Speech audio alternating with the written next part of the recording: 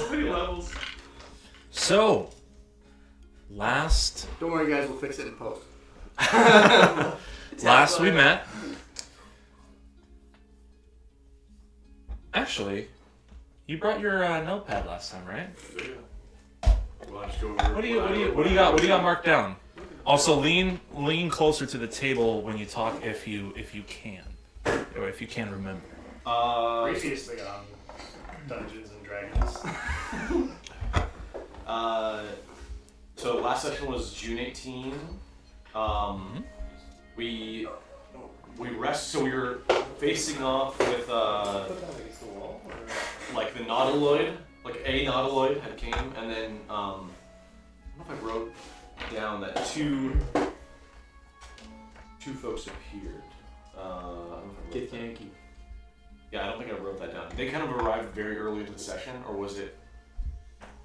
I'll just go through what I have and then fill in the blanks. Yeah. So I wrote, we rescued Wilbur from the nautiloid right as all of us escaped back to the Moon Dancer.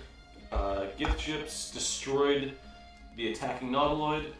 Jarvel, Turb, and Jones sold out Wilbur when conversing with the Gift Yankee captain, whose name was Zithrax Corsair. Mm-hmm. The Gift captain wanted to install some kind of item, teleportation device, onto the Moon Dancer. All crew members were suspect. I think we all present were kind of suspect of that teleportation device.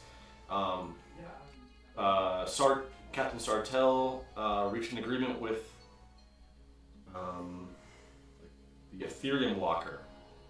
Sorry. The Ethereum Walker. With the captain, the Gith installed the device, which was called an Ethereum Walker.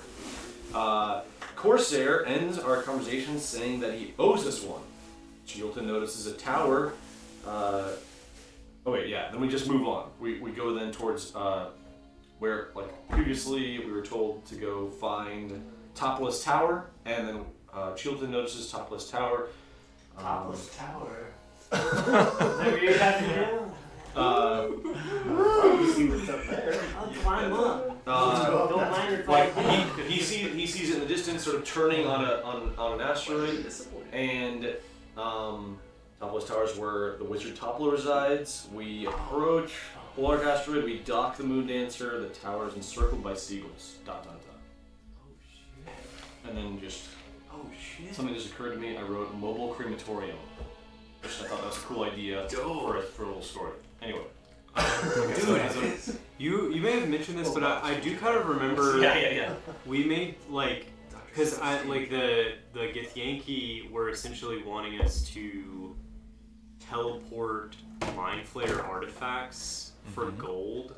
That's right. And I think that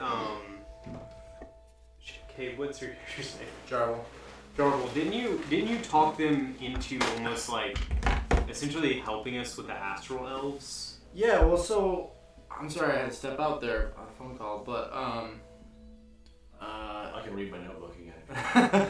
no, I'm a little confused because last I heard was that I was participating in selling someone out. I don't remember that.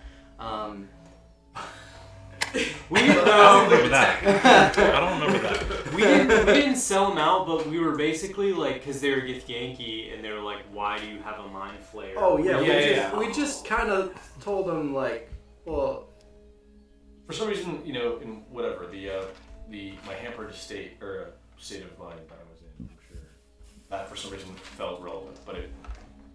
Well, no, we did basically downplay our friendship with him. Mm-hmm. Yeah. Yes. But anyway, so yes, I talked them into being somewhat of an ally in some sense against the Astral Elves, because that's our real goal, is against the Astral Elves. And they had this proposition for us with the treasure thing, and it was like we were gonna turn it down. And I was like, what can we get out of this? Like, where do these people stand on that? So, I think they promised to. Did they promise to fight with us? You essentially made like an informal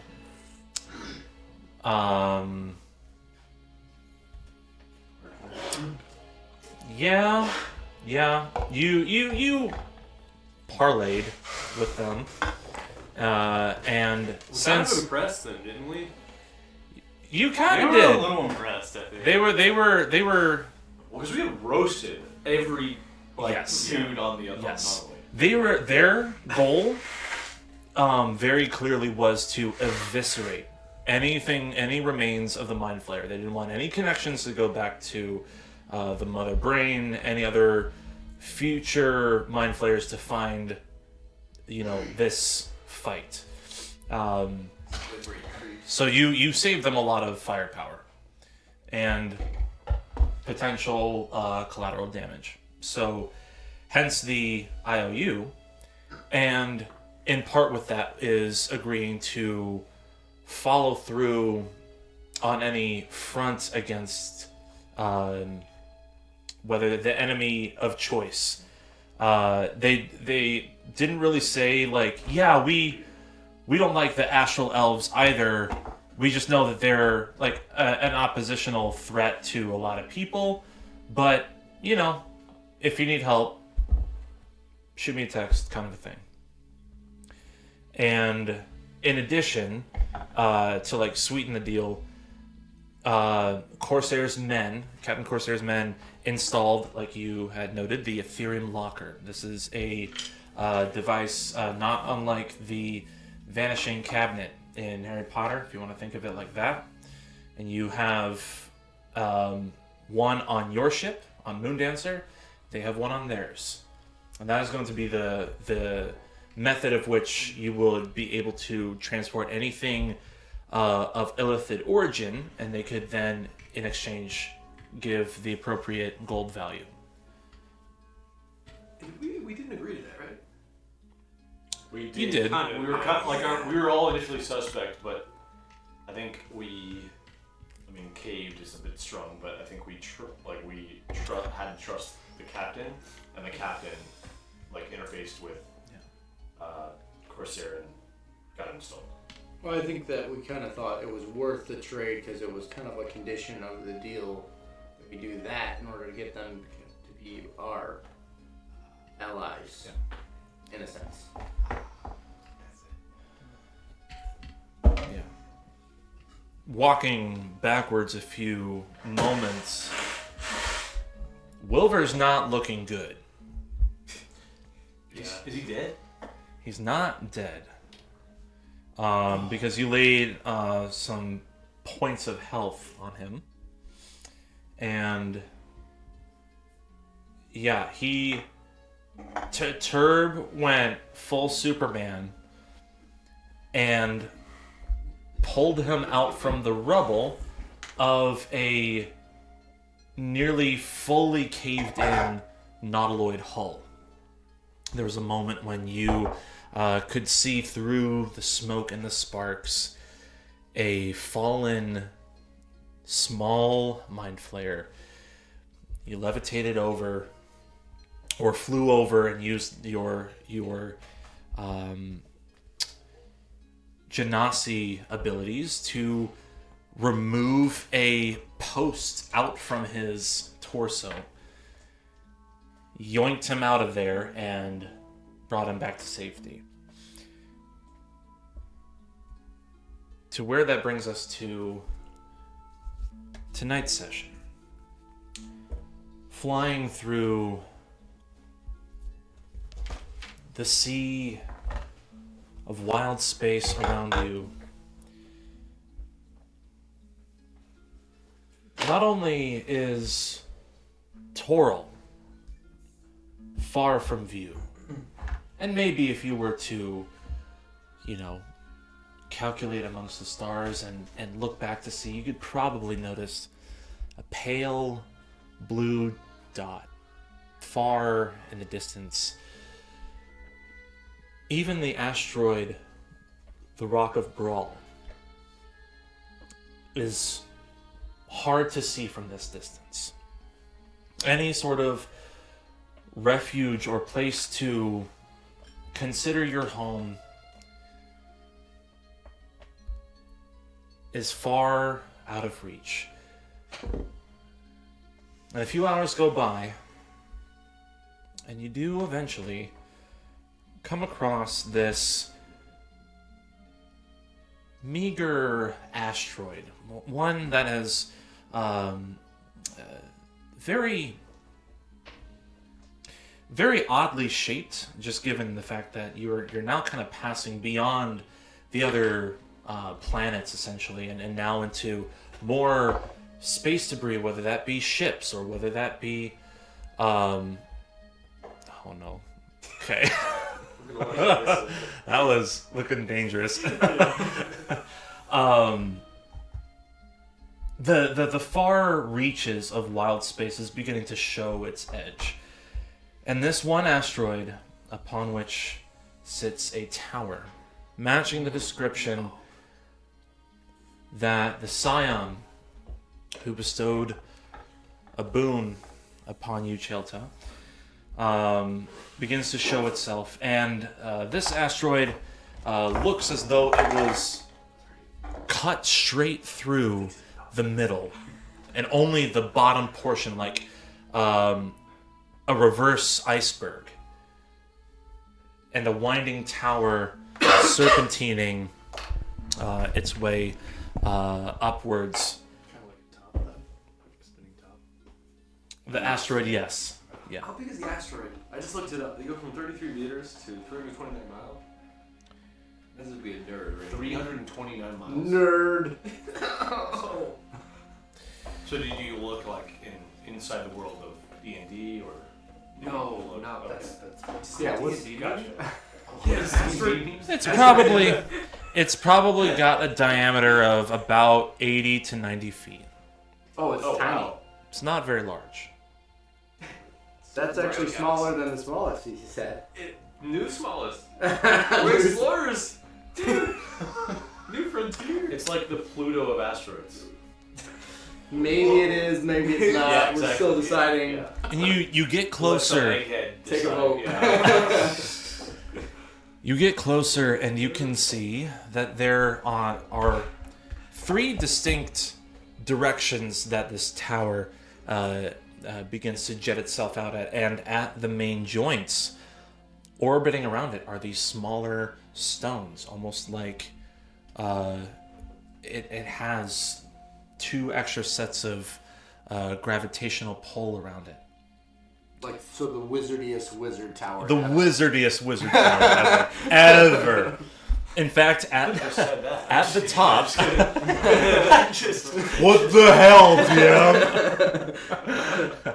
Jim? Even at the top, there is a very, very clearly handcrafted telescope, just sticking out and pointing out of the wizard's tower too. Is it also like jagged and? No, that one's actually far more straight than the whole tower. And there is a dock, and what looks like a few other. You don't know.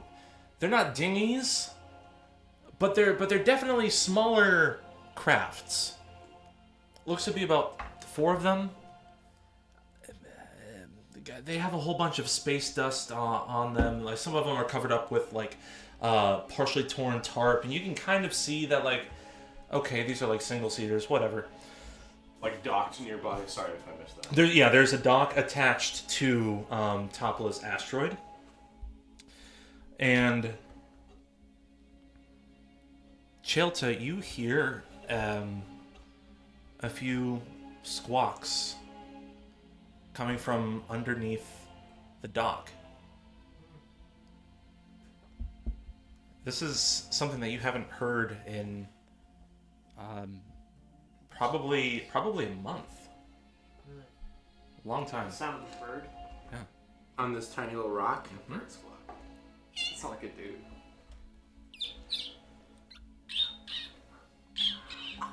Into the mic. Thank you. Oh, I do not want to listen to that later.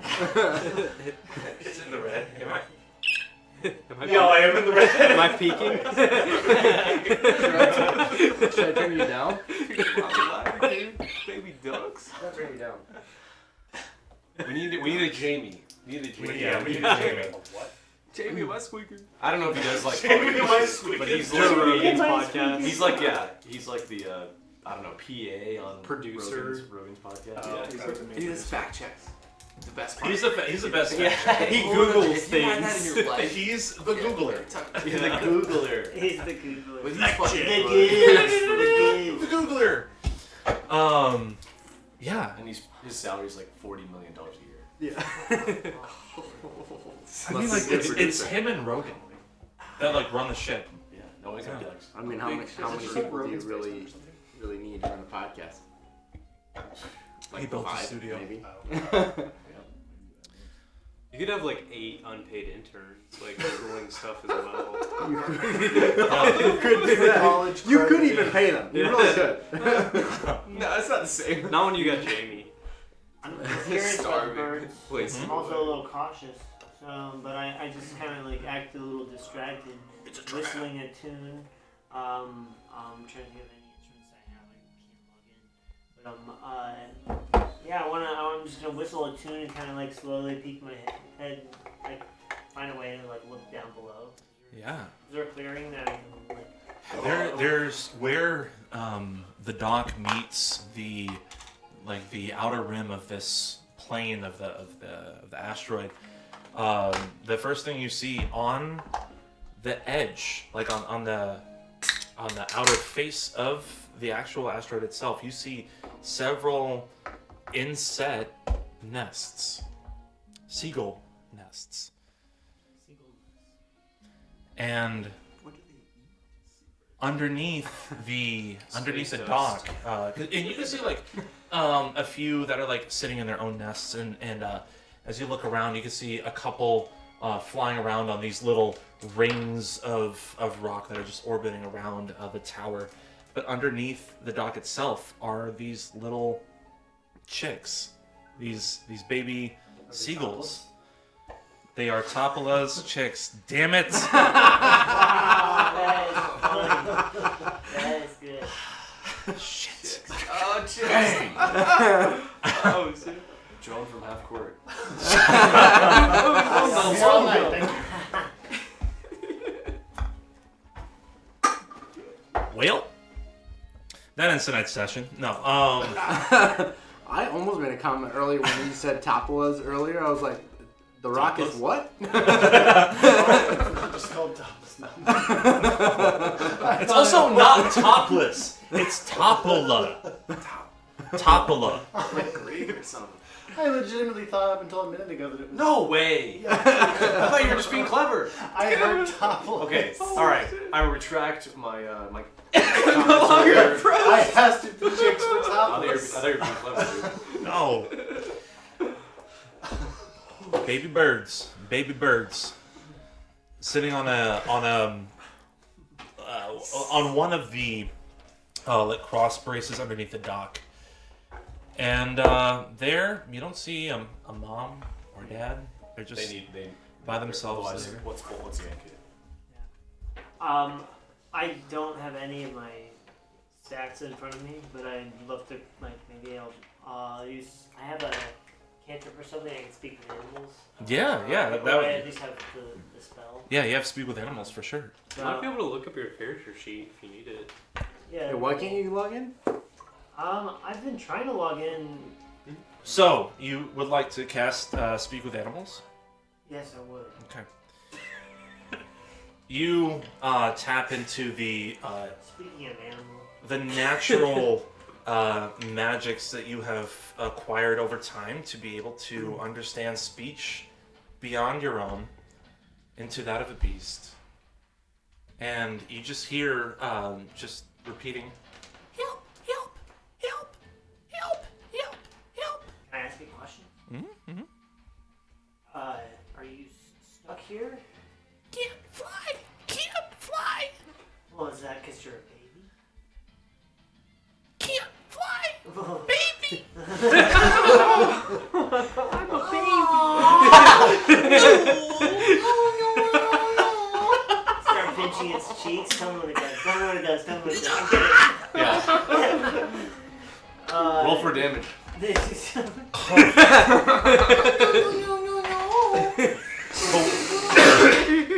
Has 1 hit point. Wow, it accepted that actually. Okay, that's nice. Is there a bad person here keeping you here? Not bad. Not Just bad? can't fly. What's he doing to you? Or your wings clipped. Yeah. Oh well, that's gonna be my next question. Did he pay you to tell me that? Do you want to order a pizza? I mean, understand reaction to a bird on a. Who are you? Who are you? My name is Don Chilba. Voice immediately goes deep. My name is Don Chilba. Donald Schultz. Folks, I'm Childa. I'm a buggy. Can you help? Can you help us? Where do I need to go to help you? And one of them tries to one is sitting in like the nook of the cross brace and the main post, and the other one is like sitting on top of it, and it goes to the one underneath, goes to like point with its beak over to a nest that's like on the side, like maybe about 10-15 feet out on the the underside of the asteroid, maybe underneath by about 8 feet. And as it does so, the other one just kind of just, like totters and almost like has to like right itself because it's just sitting on the other bird, right? And it has no like motor control. It's trying to like figure itself out. And you Whoa. you hear like the closest thing to like a swear that a bird could mutter as it's like trying to like stand. It's It's a good bird. that's a very good bird. Very good bird. Thanks, I practice. How many of them fly under your arm when you do that in the forest? Only when he says crap and fuck in a bird voice. When they hit that bird speak, that's a magical. Oh yeah. Under my arm? On your arm. Like if you held your arm out, how many of them are going to fly and land when you do that on your arm? like Cinderella style. All the seagulls in the whole forest. Oh yeah, every pine tree. Every robin, every blue jay. The seagull in the middle of a volcanic, Evergreen forest. evergreen forest. No water nearby. It's Really impressive. Every mall parking lot. Specific terms. Distance. I don't know where I'm at here. So they pointed at that nest. Yeah, so if you were to imagine, you're standing on the dock, right? At the end of the dock, there's about maybe a radius of... I don't even know why I'm even talking to these fucking birds that can't even fly. They're birds. They're within reach. Yeah. You could grab them if you wanted. They can't fly? Penguins can't fly and they deal with it. They just said fine. hell. No, That's but why. they're dumb birds. I hate those types of birds. Those types of birds suck. So I don't know why am I even talking to these guys. Oh, damn, son. Okay. Guys, I'm just kidding. I'm just messing around. I don't know if you're role playing or not. I'm not a role player. I'm maybe metagaming, but Okay. So that's these are Luke hate Hashtag birds. Luke Metagame. Fuck these birds.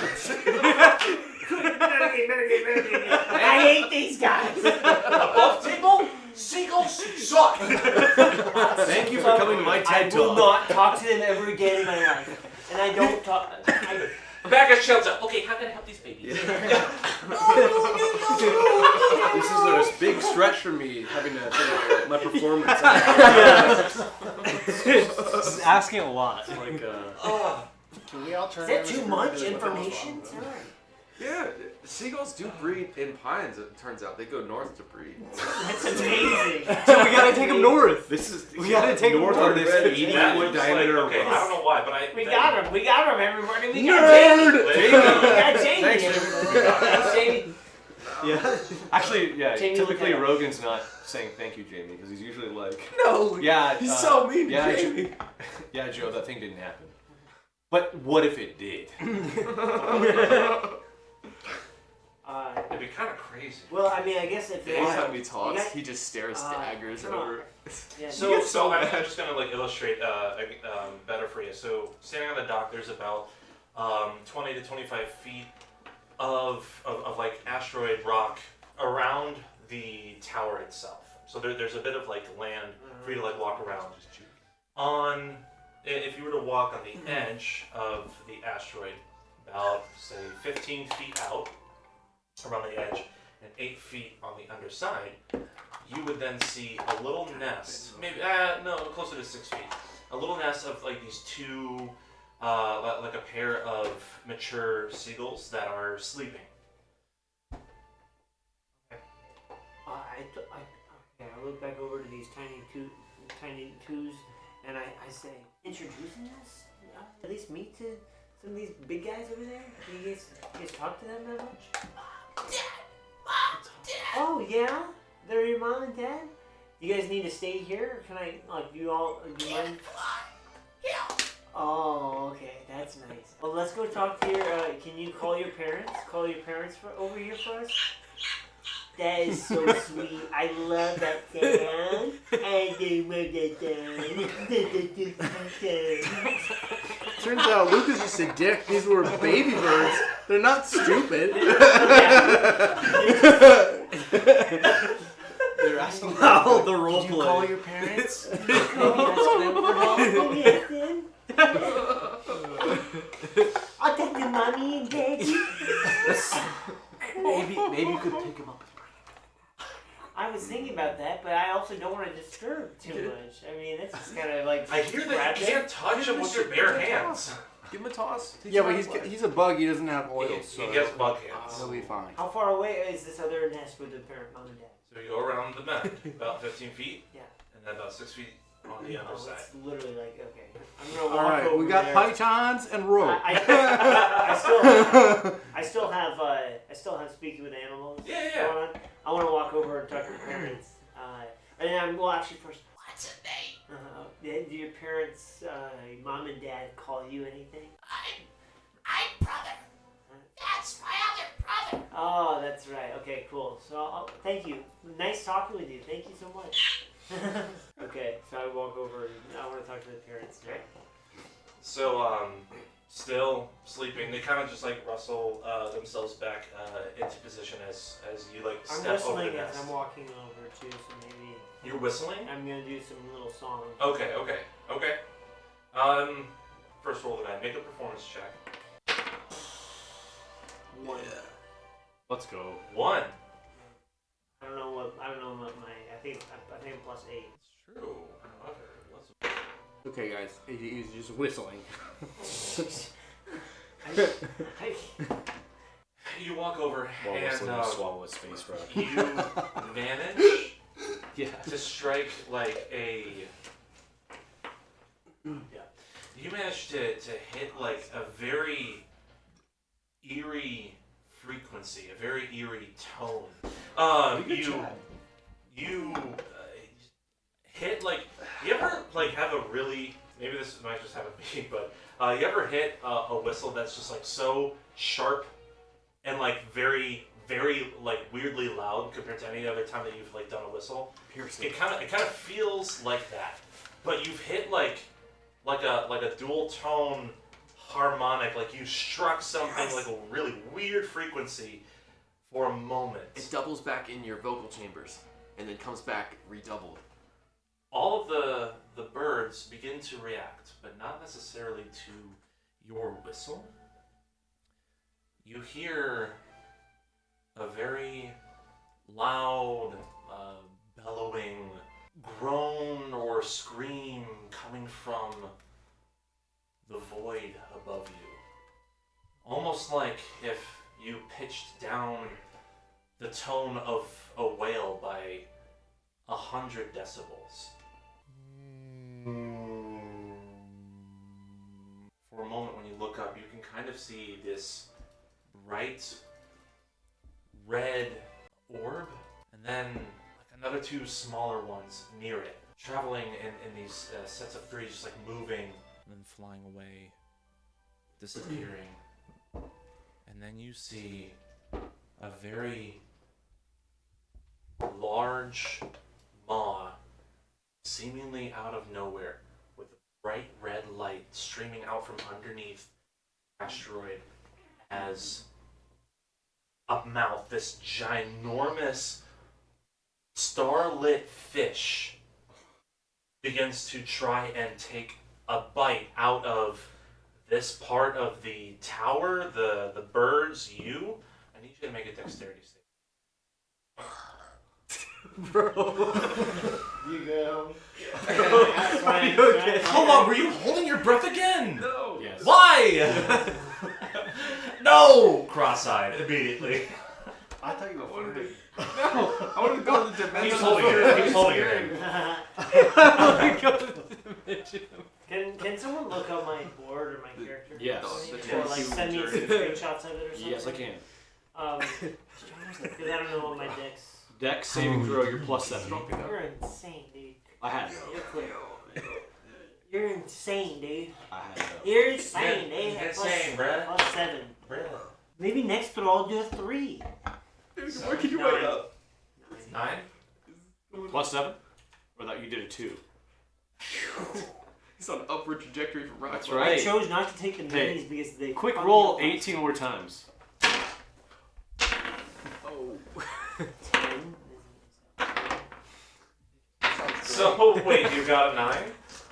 Yes. Yeah. Okay. Where's that fucking thing? A grazing swipe comes up and snatches one of the seagulls in this nest, but along with 4 others on its way up, grazing you for 12 points of damage. That's cool. That's really cool now. Good thing I can't keep track of it. Did I have a? Did we get a long rest? You have 21 HP unless I'll get long rest. Not yet. I don't trip over here. It only took 2 hours. However, in that time, if y'all would like to have made use of a short rest, that is fine. What is that? Just a... You can Hit dice? look up your levels worth of hit dice. So 6 hit dice worth. Roll them, however many, because it's a pool. Roll however many you want, and add your con modifier to each of them, and you heal that much. How many do we have? I'm looking at Luke's thing right now. So y'all should have 6 available for your short rest. So you have a total of 52 hit points. You're level 6. I don't know. What do I roll for? What do I need to look at? D8 for a ranger, I believe. So you would roll. So you can roll up to 6 D8 plus your Constitution modifier for each of them. Yeah, how much is my Constitution modifier say? If you don't mind. +2. +2. I did 3. Okay. So how much did you heal for? I got 16 points. 16. Okay. Nice. And then and plus the 12 that I lost. So 30, 20, 28. 28. Nice. In the meantime, running out of the tower, you see a young woman with blonde hair cut down to a bob, kind of messy, kind of matted and tangled. She's wearing like all blue, like all royal blue robes, with a leather belt going across her waist that has a what you could assume is some kind of like massive component pouch on the side there, and she is covered with her shoulders just like a bunch of seagull shit splattered across her shoulders, and you can even see some like white feathers and gray feathers sticking in her hair. And when she stormed out, like papers that were on the ground like followed her, and a few other birds that were inside also just like flew out of the room as well. And she she held out a wand and was like, "Where'd she go? Where'd she go? Damn it! Missed her again! Oh, hey! Oh, there's people here! Oh man, this is crazy! Wow! Welcome to my home. Wow, did you guys just get here?" The bird lady. Essentially, yeah. It's like a cat lady. And she looks at you, and by the way, the rest of you just saw Chelta completely getting grazed like on his like front, and a bit of like this indigo blood is like spilling off of like his left arm as a good chunk of flesh was ripped off before he was able to properly heal himself. So yeah, you're gathering yourself for that, and like or collecting yourself after that. Yeah, like I mean, she gives us this crazy southern welcome, and then I'm like kind of like holding my body a little bit and like looking for like a towel or something. Oh, honey, I'm like, essentially, yeah, we just showed up. I'm trying to respond to the southern hospitality, like give her a little energy. Let me take care of that for you, please. Please, thank you, ma'am. And you see your blood just fading. It still hurts. The wounds have not sealed up, but she has cleaned up the blood and any sort of mark as though you were injured. Like immediately? Immediately, like it's just like disappears. Does she have a towel, or she just waved her hand? She used her wand. She magicked it away. Yeah, certainly hope that maybe I might be able to scrounge around for a potion inside, but I do suggest that we come in here rather quickly. Big Mama's gonna come around real soon. Are we in danger? Considering that she very likely got a bit of a taste, I'd say absolutely. And it goes inside the tower. Are we all there? I mean, like she opens the door and like she's like trying to get you guys inside, and you all hear that, and another 3. The same. The Germans. I mean. Is it Blitzkrieg? The same 3 red orbs, but now the rest of you see it again, or see it. You would see it again, like above the tower, and just like flying around, looking to do the same maneuver that it did before. And at this point, Commodore Crux and Captain Sartell are just booking it into the tower. Move, we gotta go! And I try to grab one of their clothes as they run, like have them drag me. Oh, I thought you were like trying to stop them from going inside. Just like full Acme cartoon, just like I need to get going too, so I'm yanking this guy. So Sexy you Joe's get a pulled slender in. gal. Man. Crux is like, huh? Is anyone not running it? Yeah. Okay. I think I'm going in. I would briskly walk in. Briskly walk. Look at the cool guy. Briskly walking. Hello to the headphones, man. So we all walk in at the base level. There's this bird witch. Mm-hmm. You see as you step in, she's rather erratic and picking up like dozens and dozens of papers and tomes and trying to like make a welcoming space for you all. There are 4 ring-shaped terraces that line the walls of this cylindrical chamber, and the gardens are vertically spaced like every 10 feet, just with the most vibrant of fruits. Like it almost looks like dragon fruit on one, or the equivalent of like that star-shaped I don't think it's dragon fruit. I hope I'm not saying the same fruit twice. But like those star-shaped looking fruit. With the pods and the spines, so they're all. Yeah. Another one looks like similar to like bananas, but they're violet and smaller and like more curved, almost like horns. And you see 4 mechanical gnomes wearing harnesses that are held up from the ceiling and tending to these plants. And they are rather nimble in how they're able to adjust themselves and hoist themselves into the air and move from one plot to another. And this chamber probably is about 15, 20 feet high. And they're just kind of, working, tending the garden around the space. And she just says, well, most of my sustenance comes from these gardens, so I apologize if I'm not able to fix you up something fresh and ready that you all probably are more used to where y'all come from. I regularly get deliveries of fresh soil, so you don't have to worry about any of that. All mine is completely organic.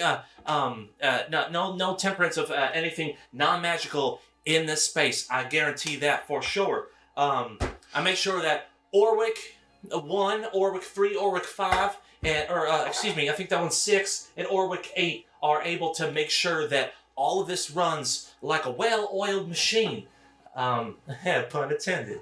Oh, I'd say I am impressed. Very impressed by this setup. Yeah, here. What? Are we indoors? You're indoors. Okay. Hey, she doesn't know I'm not like this. I'm just reciprocating your energies.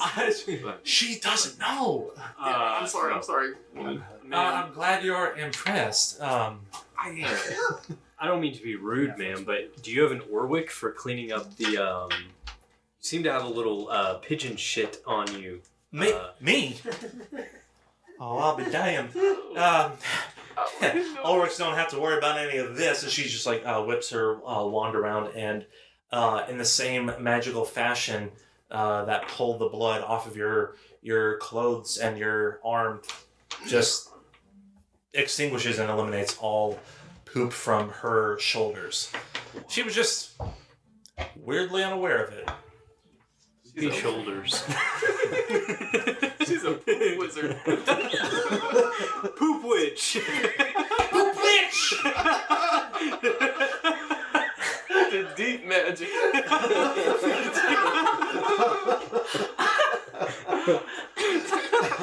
Oh, the weakness! No! Poop witch!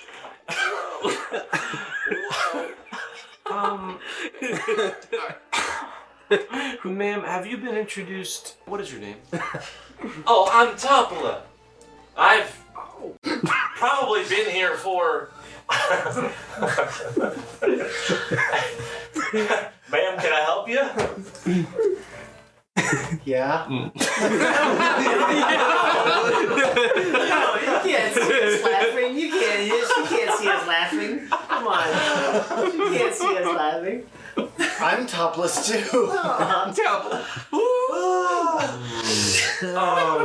That's amazing. We're both topless. Yeah, buddy. How? Your name is Topola as well? Oh. No. I was She's wondering why your biddies was showing. Anyway, I wasn't. Sorry. Sorry. What is happening?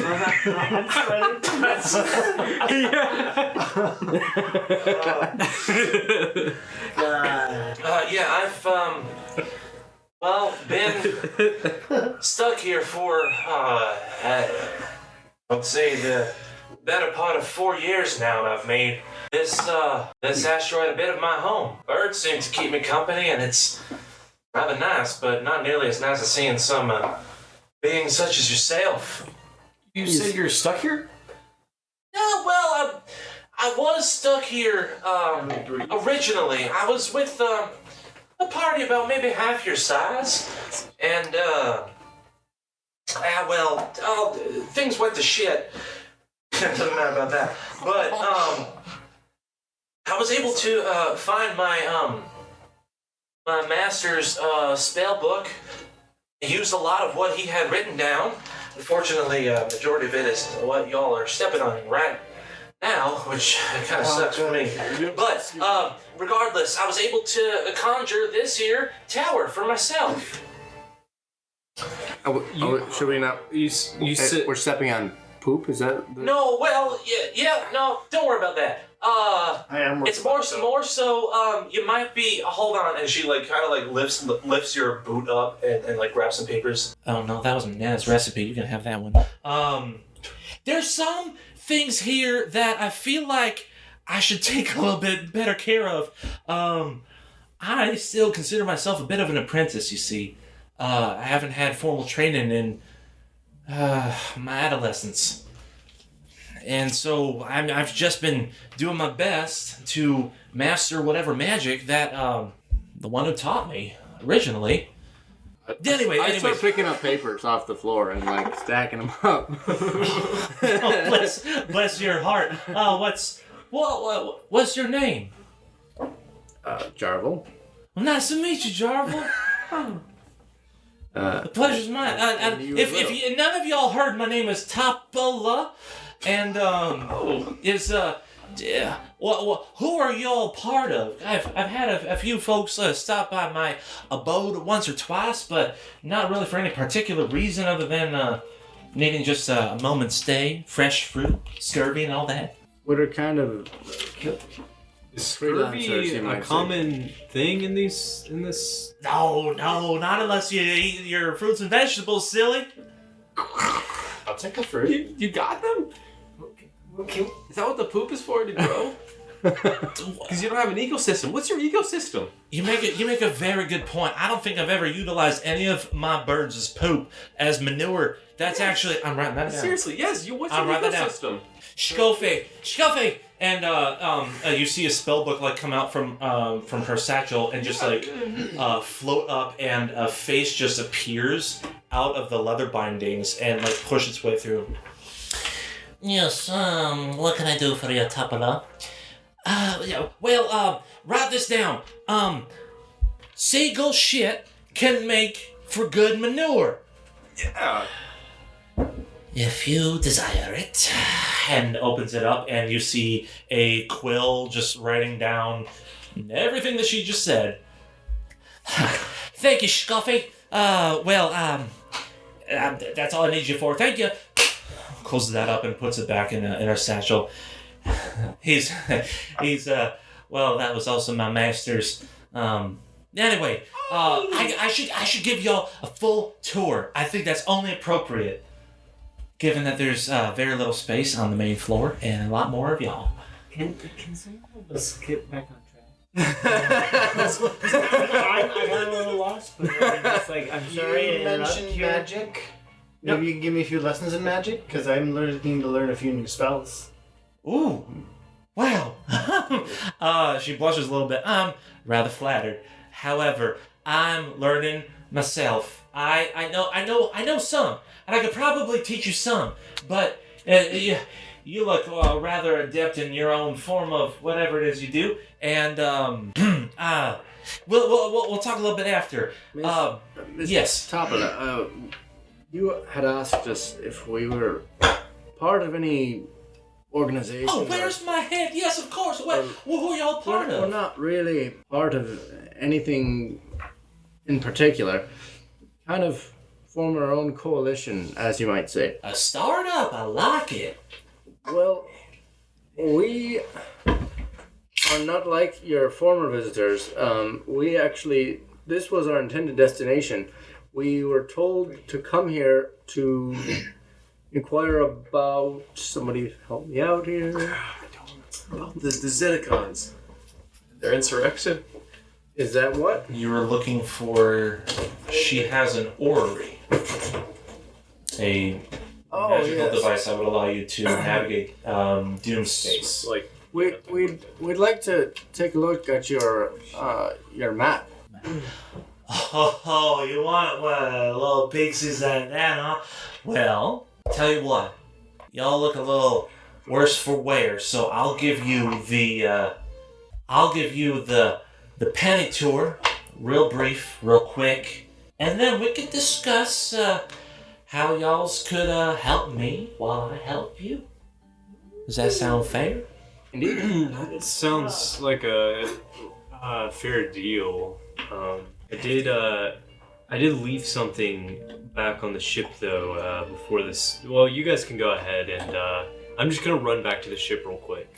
Yeah, go for it. I didn't catch your name. What's yours, little man? My name is Turk. It's nice to meet you, Turd. Well, take your time. Grab what you need.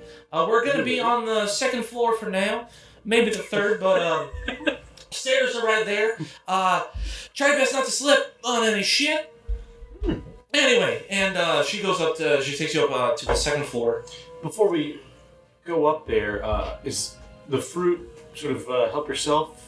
Oh, please, absolutely. Grab what you need. Grab whatever you, however much you think you need to fill yourselves. I only want to be as hospitable as I can. That's why I make these in the first place. Are you somewhat of a botanist?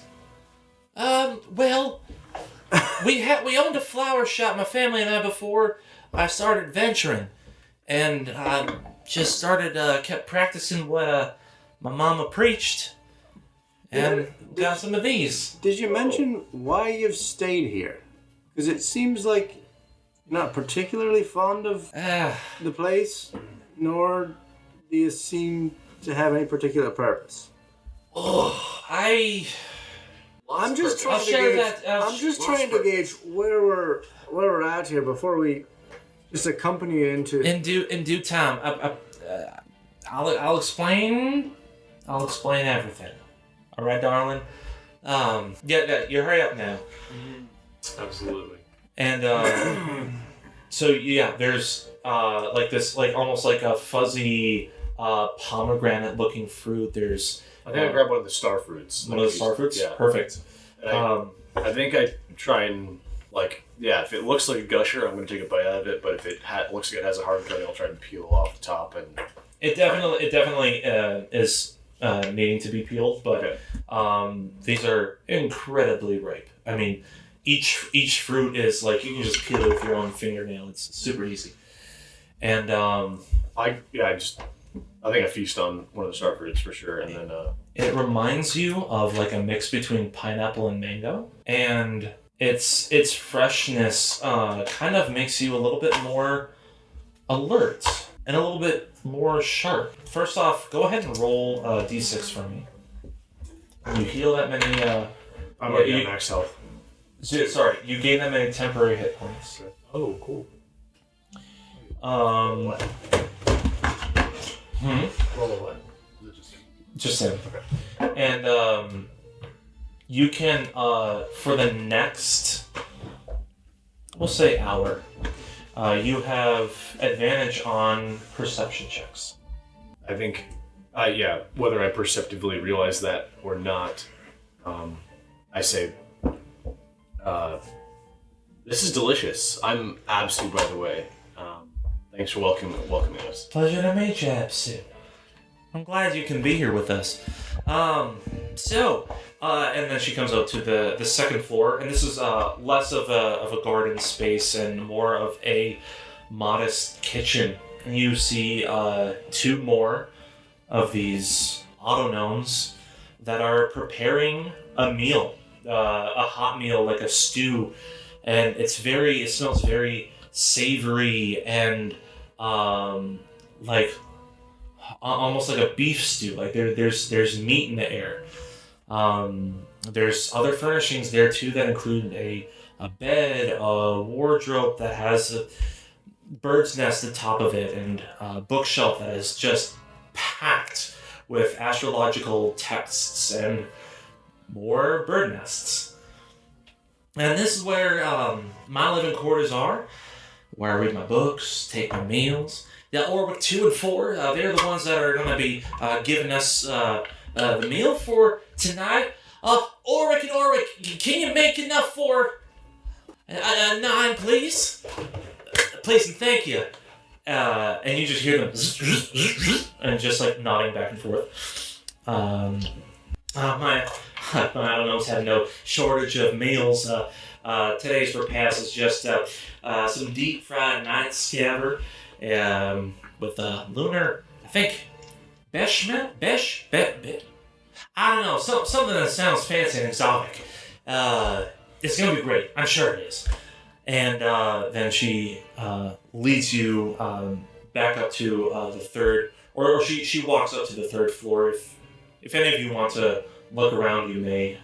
Otherwise, she's just going up to the third floor. I think before she may have walked up, I walk over to one of the dwarves, sort of maybe like stirring a pot, and I like grab its arm to see if like it just stops, or if I can and I like look over at Topple and I say, "Did you develop these guys yourself, or?" Like it's freaking out the fact that you're like holding on to it. Like it was just like stirring. And one of them has like a tall chef's hat, and the other one has just like an apron over it. But by the way, these gnomes, these auto gnomes are like if you were to imagine like Phantom Menace C-3PO, half the size, but with a sharp like Tin Man nose. Cone, like long cone head, and very angular forms. So their fingers are not blunt, but they're more sharp, and their torso is angular into like a reverse like an upside down pyramid, into even its feet. Like it's not like smooth shapes to it. It's all faceted, all very rough. Okay. This goes back to another Phantom Menace reference, but I feel like we brought up pit droids before. Yes. These make me think of the pit droids, and like doesn't like Qui-Gon or Jar Jar like fuck with the pit droids? Like yeah, it's like that's sort you of poke them and then hit the nose. Yeah. And thank God for that.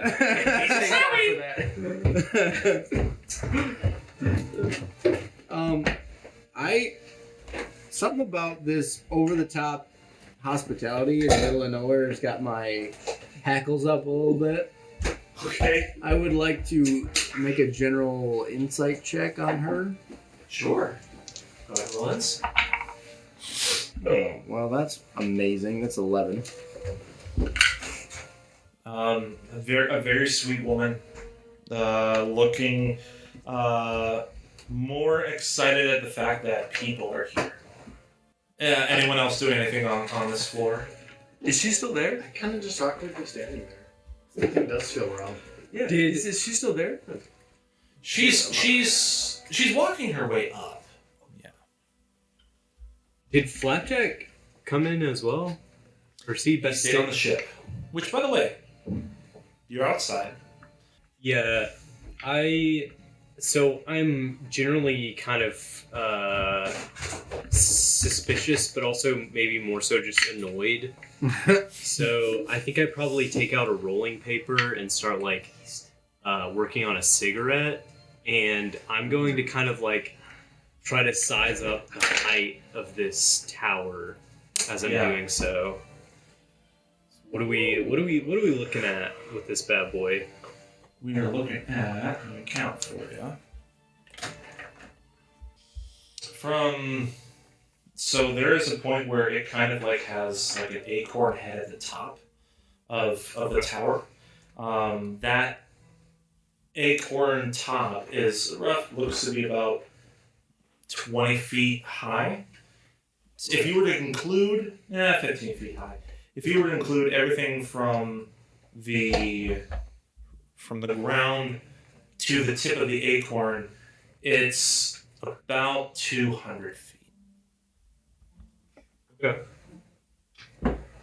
I'm gonna start heading back toward the ship, and I'm gonna try to. I don't know if I can do this all right now, but I'm gonna head back to the ship and just see about getting Flapjack to potentially just drop me at the top of the tower. Sure. I don't know. I mean, I don't know if that's an advanced maneuver on the ship or whatever, but Yeah. On the ship there, which by the way, as a reminder, Sartell and Crux are with your group. They're not on the ship. Only Flapjack is on the ship. I have the spell Friends. And it says for the duration, you have advantage on all charisma checks directed at one creature of your choice that isn't hostile towards you. What happens if they are hostile and I cast it? The spell will fail. The thing is, with spells of this nature, the receiver of that spell knows immediately, especially when the spell fails or drops. what is that? So if it succeeds though, it doesn't matter, right? So if it succeeds, it doesn't matter. Correct. It's like so. Charm person. It's not like they know that you're charming them when they're being charmed. Okay. But the spell says when it drops, they're like, who the fuck just did that? Same thing with friends. Friends is like, I'm pretty sure it says like they're immediately hostile or something to that. Creature prone to violence. Friends. Theme song for She's prone to Friends. violence. If she's prone to violence, then she will attack you. But she'll know at the same time. Yes. Sang by Also, the Rembrandt. Remember that for a free trivia answer. This is an individual who, though claims to be an apprentice, clearly has a lot of arcane writings around. So you want to hover ship your way up to the top of the tower. Yeah. Okay. Metagaming, you could also. Herb! You're back already! Where's everyone else? I think trap. I think Sorry. the flash and everything. It was on video. Oh, is that a Motorola? Those I love my Motorola. He's doing a panorama. For posterity. For posterity. I was just gonna say, I think that. So I Keep the zoom, Cade. keep the zoom. Keep the zoom. What you We're just hanging out. Yeah, Keep everyone going, act Jason. like you're just hanging out. Keep on going, face it. We're just hanging out Sorry. anyways. I got it. Just everyone's having a good hair day. I noticed. Actually, you got a haircut thank recently. Holy shit. It looks really good. Thanks, bro. You got a haircut recently. It looks It looks- nice. yeah, it looks Simon's good. hair looks glorious. Yeah. Cade, did I've you been get cutting my hair for over a year. Today? Yeah. I noticed. Sorry, I noticed. I was like, Hell yeah, I'm gonna dude. do a hair post in the group chat. Dude, now I let's got get group that chat hair going in the chat. Yeah. Post hair. Yeah. Post hair. Post hair. Nick is like, I shaved it all off. Can you think we need to get Nick to send a selfie of his hair real quick? Yeah, yeah. Let's go. November. What actually, can we get an age check? What is Doug, how old are you? I like to. 28 check. 28? I just turned 28 in May. Okay. Happy birthday, dude. 29 Holy shit, I this didn't know year. you turned. Couple months. Okay. 26. I am 26. Wow, I didn't know Yeah. that. Is it young? I thought you were older. No. Dude, I thought you were in early 30s. I clocked you as. He gives off that vibe. Holy shit! How'd you pass like 6 years? I'm gives- 30s passing. Grayson gives unky vibes. Yeah. Damn, dude, I want to look up to this guy. That's unky. That's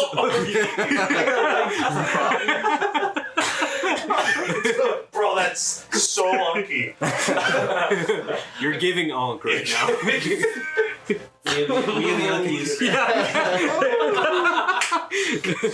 I'm 31.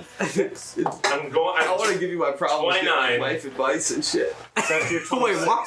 Why? I'm 27. Yeah, okay. I'm 29, gonna be 30. Wait, is that how it I'm turning works? 30 in December? December, yeah. Okay. Hell yeah. You're also 29. 30. Oh, you are 30. Okay. My brain, I feel like fixed itself when I turned 30. Yeah, Flapjack is obviously confused that you're here by yourself. So Way to pick that up, dude. I had a cool thing that I was going to do, and I'm going to do it now. Cool. Actually, you know what? Never mind. Stay tuned, listener. Stay tuned, listener. Yeah. To be continued. I'm gonna do it right now. Next week, They're waiting with bated breath. Will Turb do the cool thing he said he might do? It's not cool. I don't know why I said that. Okay. Turb wants to do a kickflip off the deck of the moon dancer. Yeah. Hello, my fellow kids. Currently, are you like you have your rolling papers wedged in your cap or something? Yeah. Like He's I take out a comb and I'm slicking my hair back. He's got like barbells in his shoulders. You got your collar turned up? switchblade comb. Yeah. Alright, anyway. Alright, I'll make sure to write down Hello. Herb will do a cool thing. Cannon. cool thing. I'm waiting. Yeah, Flapjack's waiting. No, I just am like, there's this lady and her house is full of shit and she's covered in shit. And I was just wondering if you could just.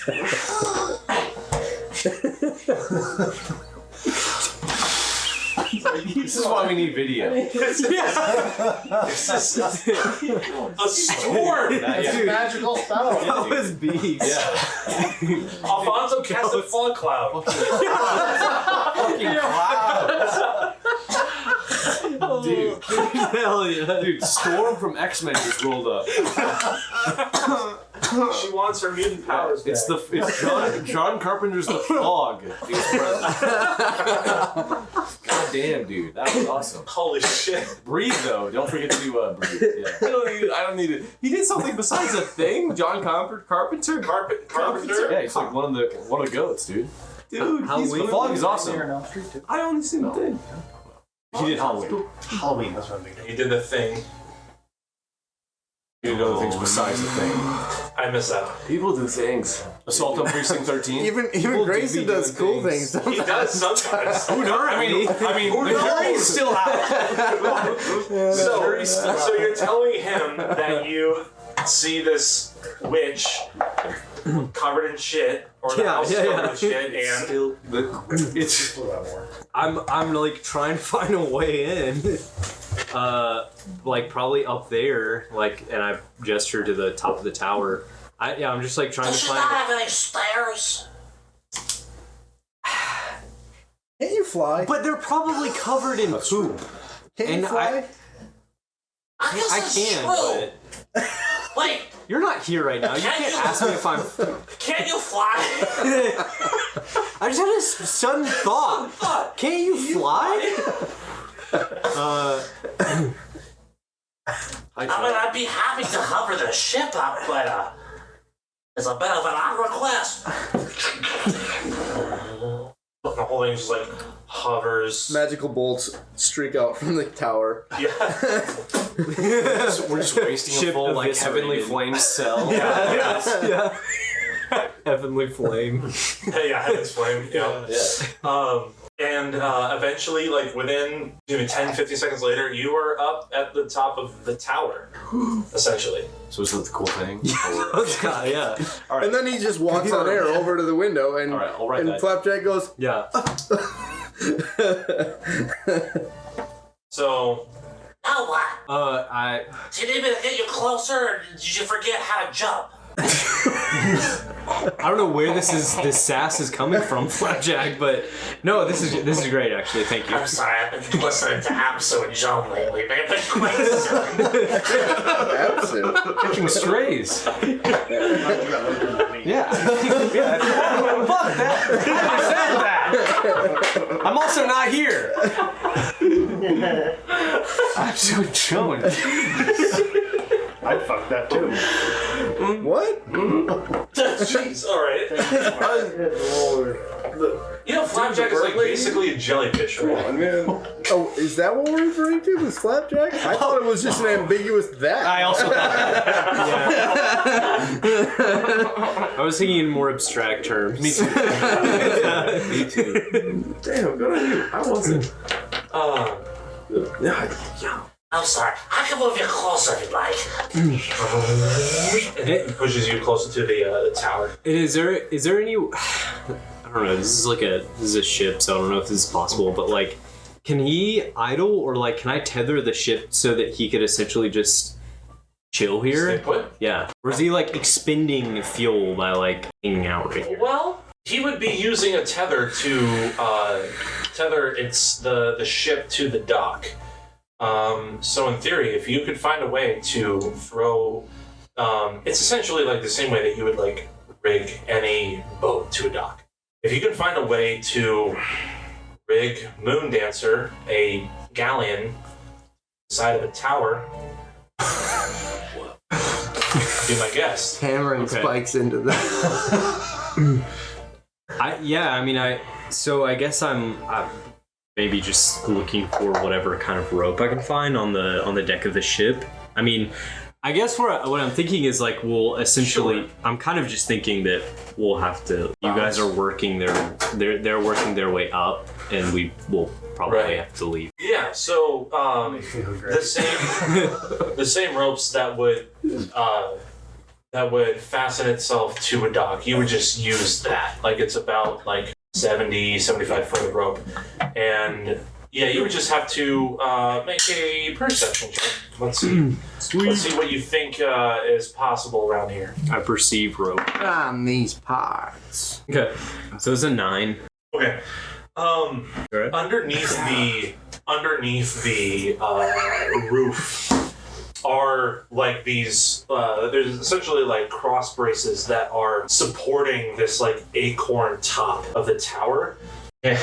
And what is this? Just a little preview of next week's notes. That's not the cool thing. I'm going to do the cool thing, but okay. We'll amend that later. Strike that from the record. Yeah. Let the record show that the cool thing is yet to come. Yeah. Please omit that. We'll see, dude. We'll see what the notes say next week. Redacted. Amazing.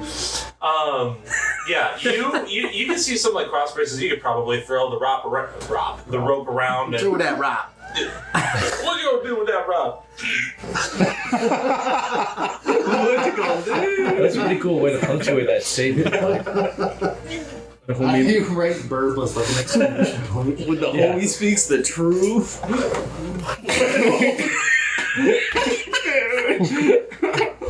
Oh, for real, brother.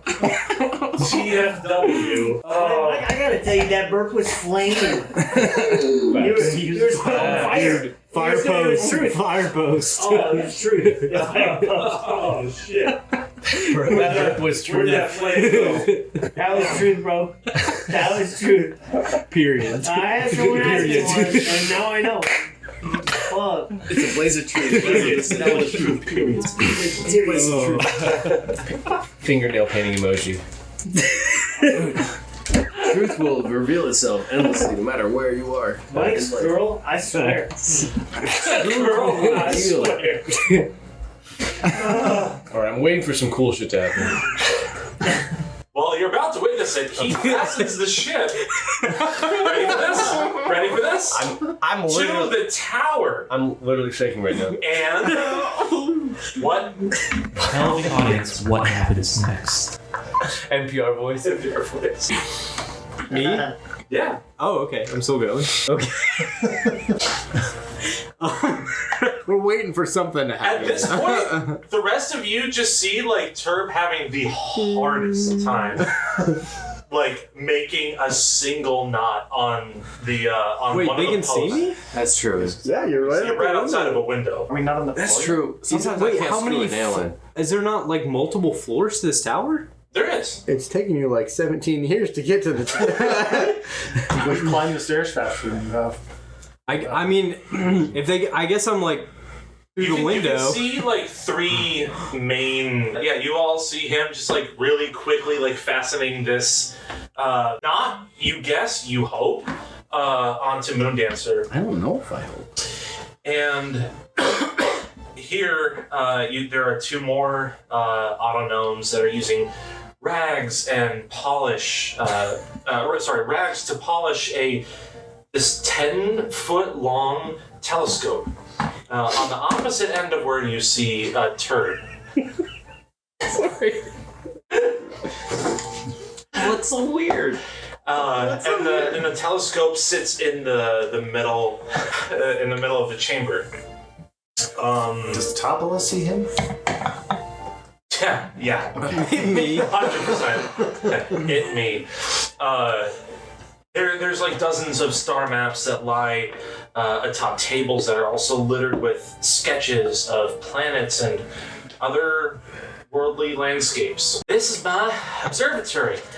At what was it? Turd! Hey, Turd! What are you doing? Oh, Turd! The thing that he forgot at the ship was the ship.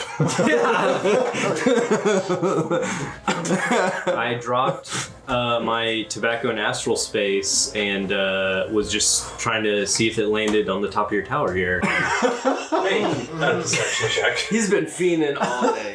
This guy, I tell you. Be fiended. I'm straight fiending right now. Yeah, I see. Brother, you're tweaking. It's in that 20. Let's go. Oh. That's the cool thing. I find my That's the tobacco. cool thing. That's the cool thing. Ladies and gentlemen, Yeah, see right here. Nat 20. we got Everyone. Everyone at home right now is that photo. Yeah, that back to Joe Rogan, but it's him freaking out. Yeah. Damn, that's like Aldous Huxley, Brave New World. Yeah. What? Is he? Who did the impairments for the future? That's fun to imagine. The human condition, everyone being cursed with the human body, the impairments given upon Dog. installation. You are Dog. breaking me, son. Never mind. How was Jamie supposed to look that up? the impairments of the human condition.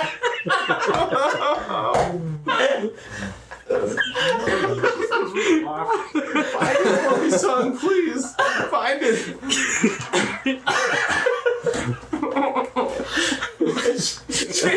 Can you look up the curse of the human condition? Well, it says in the beginning, Adam and Eve. Yeah. Oh man. Jamie, it's true though. Jamie, look up the cool thing that Turb did. I think it was that he found his cigarette floating in wild space. I think is that what just happened? He just caught it and lit it. And she looks over the ledge, she's like, did you find it? yeah. Yeah, I did.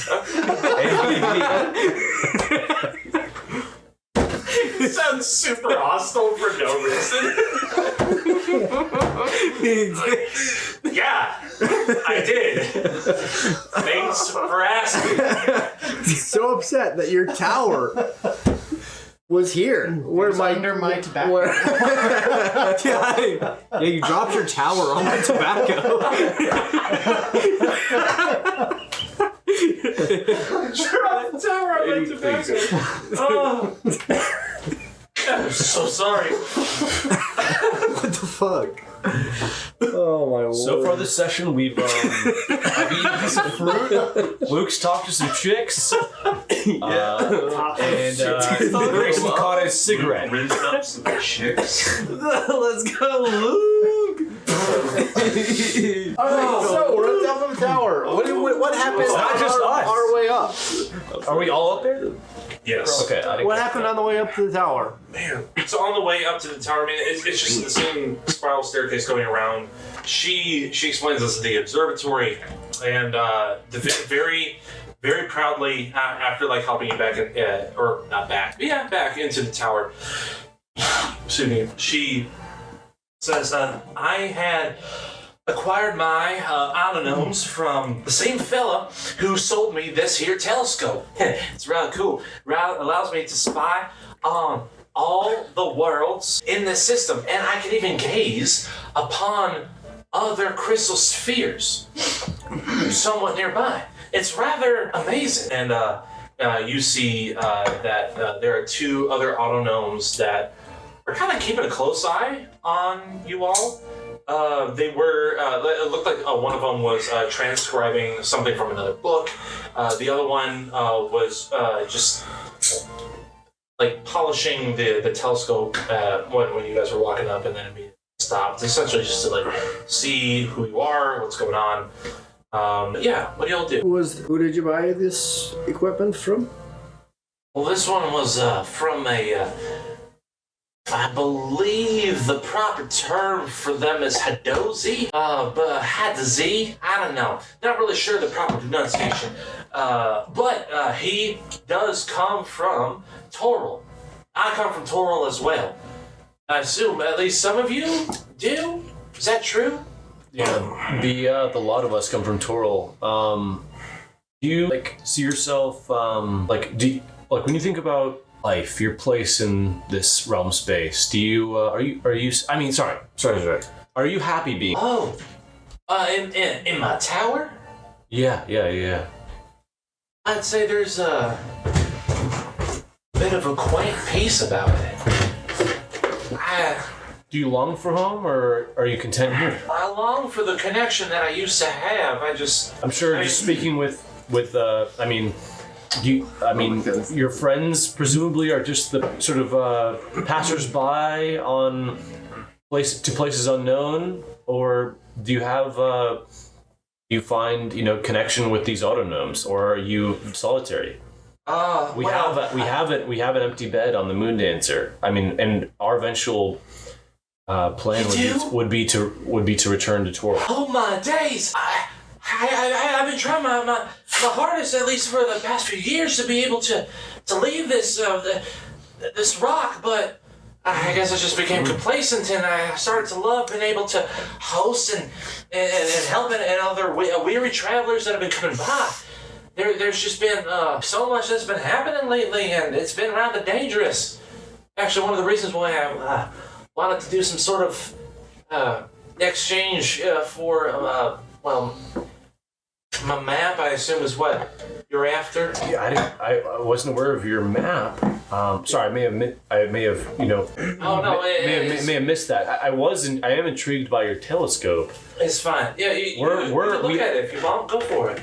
Happily. I mean, I am intrigued by this, and I would, if you were to come aboard our ship, I would love to bring this and samples, potential saplings of the beautiful trees that you have here. Yeah, I'm someone who also is missing a connection I once had, and I know how the longing that can create. And if I don't mean to say that your community might be found among us. If that is what happens, then so be it. But I understand, someday if you'd like to, potentially return to your home, we all plan to be back there. So, I mean, I'm eyeing literally and metaphorically your telescope and your map, and because I know that we'll be our captain will be able to use that, and yeah. But I would say that you're absolutely welcome to join us. Well, oh man, I didn't think I'd ever be able to find somebody who would be willing to take me back home, be able to see my sisters. Anyway, the problem is there's the very, very dangerous creature called a void scaver. Y'all might have had a brief running ins with them. They'll eat anything that moves. And they weren't a problem until I started noticing portals nearby my tower start opening up.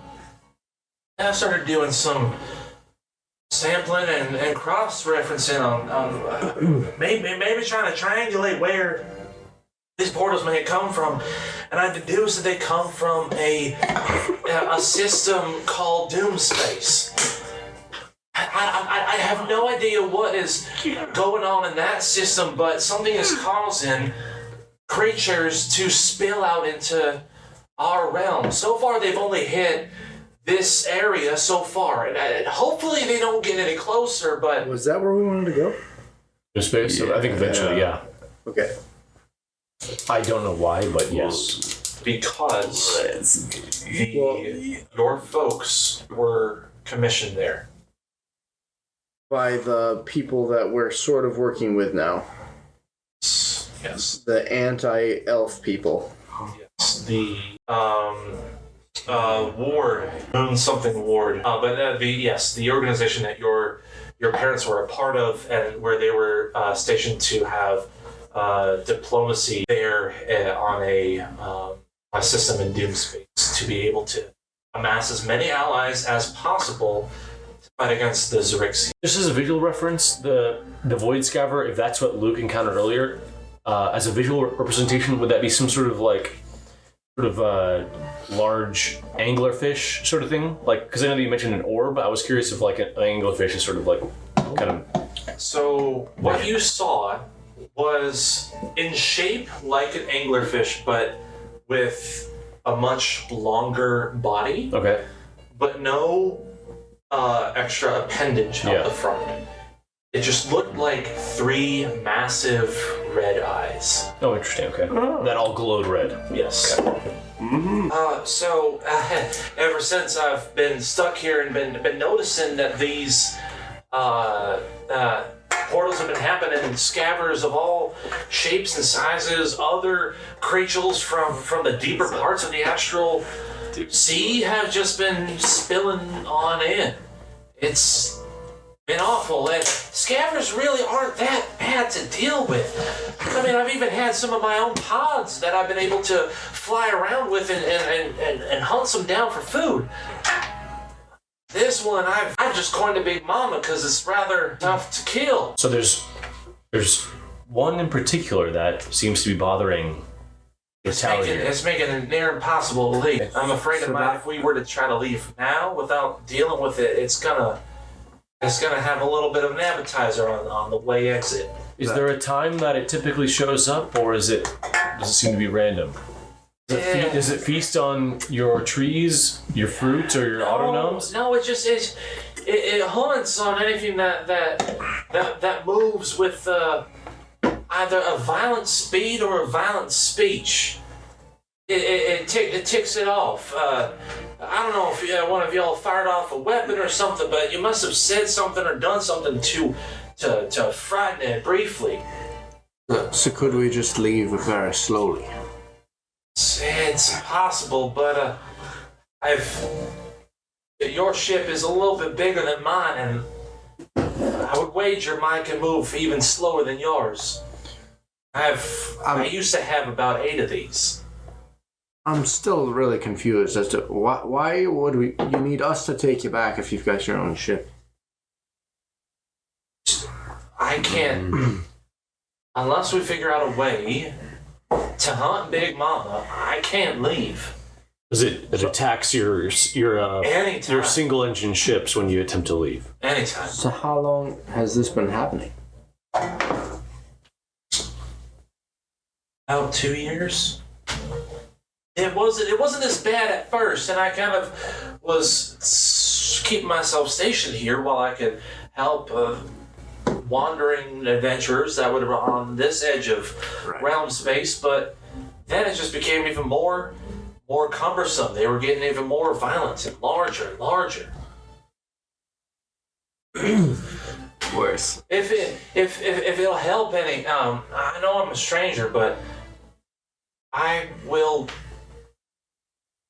I'll give you my orrery in exchange if you help me kill Big Mama. What is orrery? That's the map. It's I have put in all of the astrological data that I've surmised by using this here telescope to be able to understand and map out crystal spheres beyond realm space. Even piercing through the phlogiston, I can see through and see. I can see gray space. I can see Zerix space. I can see Doom space. That would certainly be an asset to us. I mean, I want it to be clear that By no means do we expect you to be a fighting member of our party. So, by all means, you could be some sort of navigator, interact with our captain, interact with our person at the helm. Oh, sure, anything to make myself useful.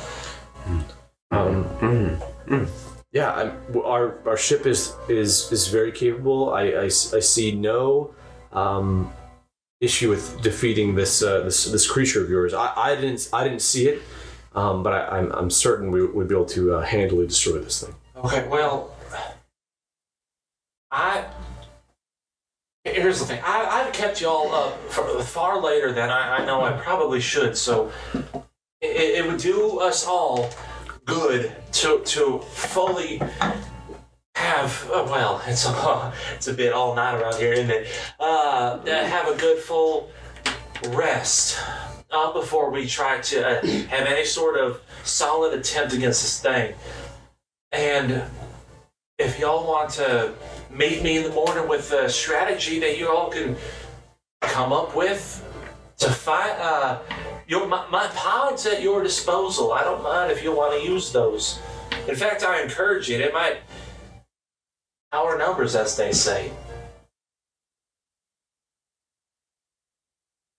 Well, okay.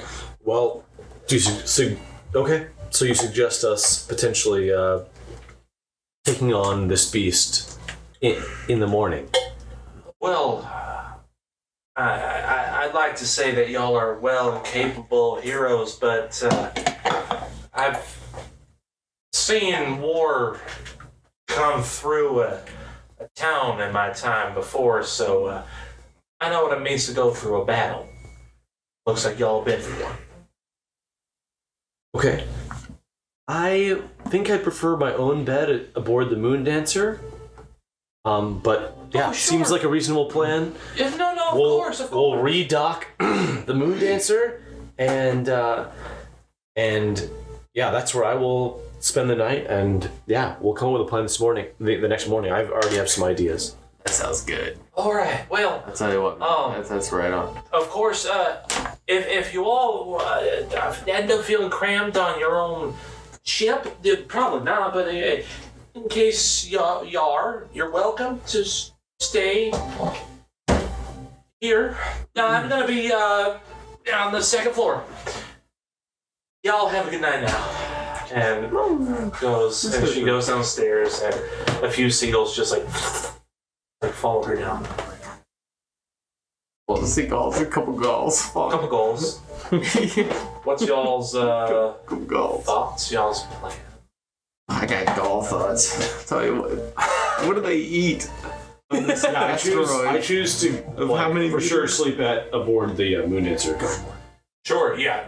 However you guys want to sleep or stuff, but if you, I would say if you have any sort of plan, or if you want to talk about what you want to do in regards to the Void Scaver, Big Mama, this would be the time. To do what? I'm sorry. To have any sort of strategy about the Void Scaver. So we'll be able to take a long rest, presumably before it. I like the idea of setting an autognome in one of the single ships as somewhat of either decoy or bait. Yeah. I like that idea, and then potentially as that autognome takes off, we're all like aboard at on the deck of wielding ballista, mangonel, etc. Ranged weapons. There are 4 pods, by the way. Okay.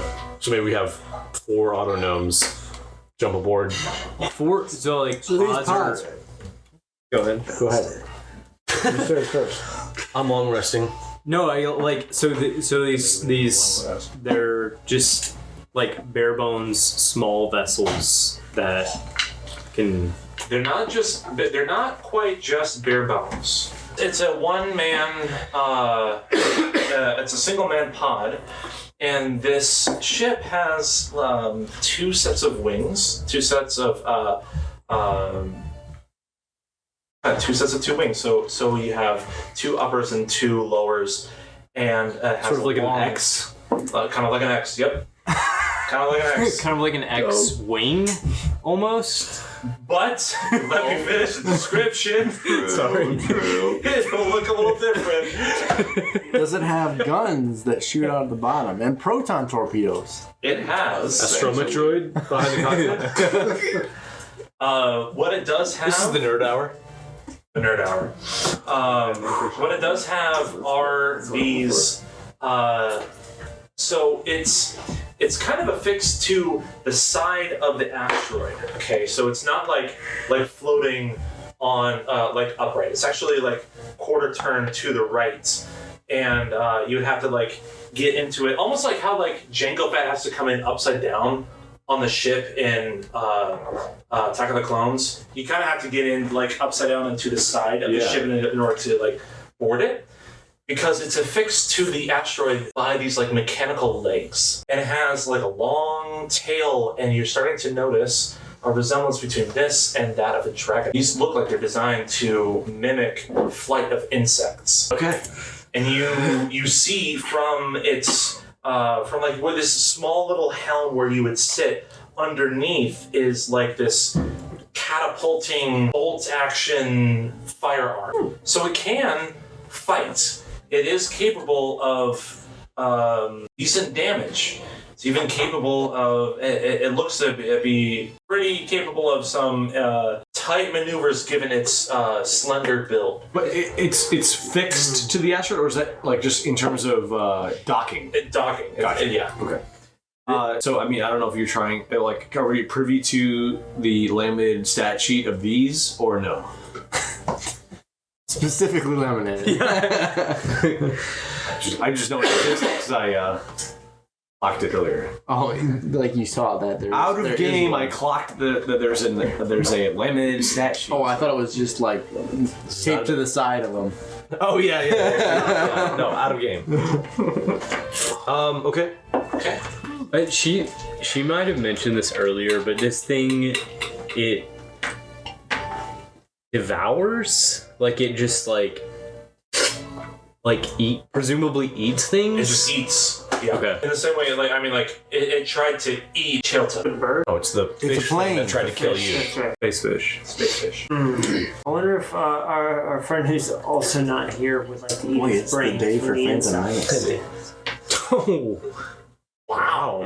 that's an interesting thought. Deep pull. That's an interesting thought. Sure, like the scale of that though is like tripping me up. Oh, over so small. That really is an interesting thought.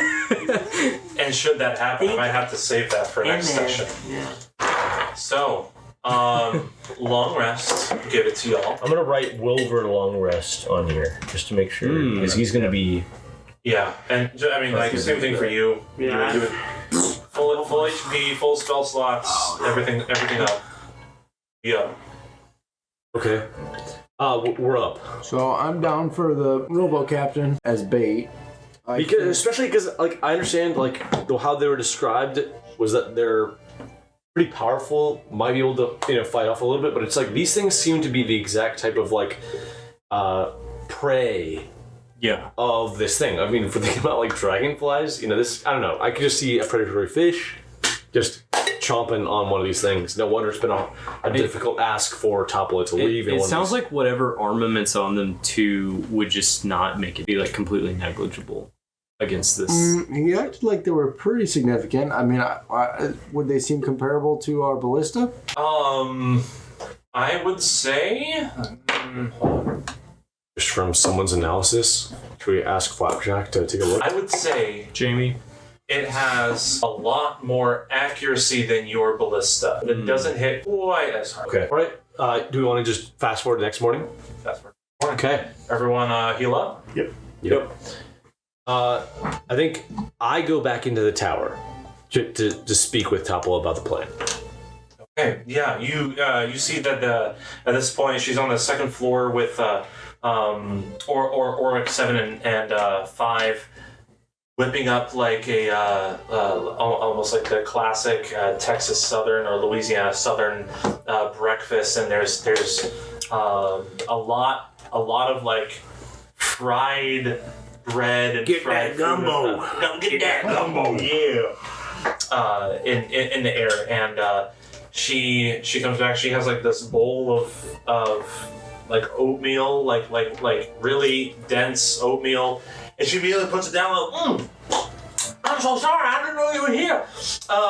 She's not wiping her beard. That's just me. That's where your chin is. That's where the chin is. Yeah, exactly. I'm sorry. So, I'm honestly kind of impressed that y'all stuck around. I thought you actually would have left by now. But anyways, any sort of a plan that you think you might have for the scaver? I think the plan involves potentially using some of Orwick's as. Oh, you want to use some of Orwick's? At least one. I'm curious.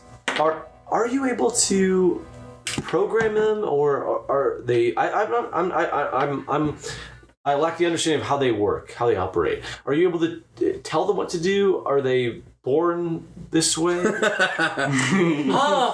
I have a bit of control over them, sure, but they also know when they're in pain and when to get out of dodge. That's fine. That works with the plan. So, are they? What's your relation to them? Are they just robots? Are they people? Well, I consider them some kind of people, but not quite to the extent that you and I are. Well, our thought was potentially using Orwalk insert number here as a distraction. Potentially using one of them as one of the astronomes as a pilot of one of your dragonfly ships to pilot to potentially bait this void scaver to provoke it, to bring it out, and then our firepower aboard the Moon Dancer would hopefully within a few minutes be able to dispatch the beast. Just know I've attempted this strategy before, and every single time the first bait always bites. We're gonna lose one. Okay. That's guaranteed. Are you attached to 3 or 4 of these astronomes or 3 or 4 of the Dragonfly ships? If you can guarantee that this is going to work and we'd be able to leave, if anything. A few of us have only died a couple times. But we're still here. I need a minute to actually take that in, but, yeah. None of us have died. What he means is we've lost consciousness in a rather dramatic manner. Sure, yeah. And Wilbur just said, I'm a little squishy. What kind of waterfall temper? Vanilla? Well, okay, so,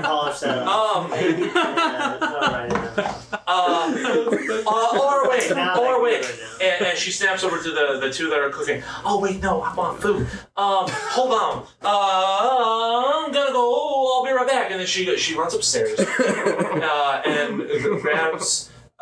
You hear her talking 1, 2, 5, and 7. Yep, and going 2, 5, and 7 exactly. And she talks to the two upstairs, brings them down, and she's like daisy chaining them together, like holding them in hand in hand and going down the steps. Okay, 2 volunteers right here. And they're kind of like ready, like look like they're as though they could puff up their chest. They're doing that kind of a like emotion, like almost very heroic. And she's like, do we need 2? Do we need? How many are you thinking? I think if you could spare 4, I think that would just ensure our safety. Would you rather bring 1 along with us? I might be able to spare 1 more. It's just a lot of work to take care of all of these gardens. I thought we were leaving. Yeah, my understanding was that you were trapped here.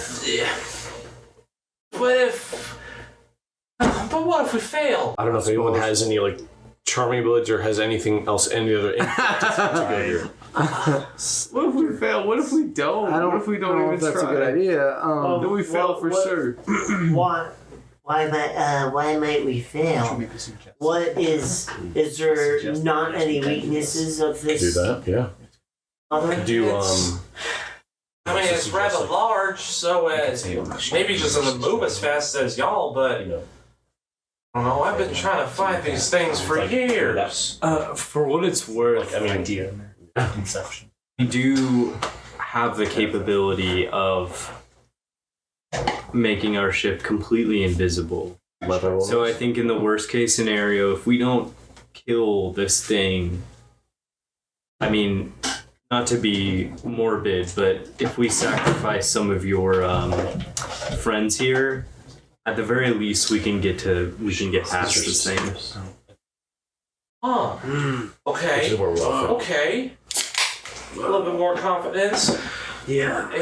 Here's the thing. If I front 3 of my Orwicks, one of y'all want to take a spin in one of my drinks.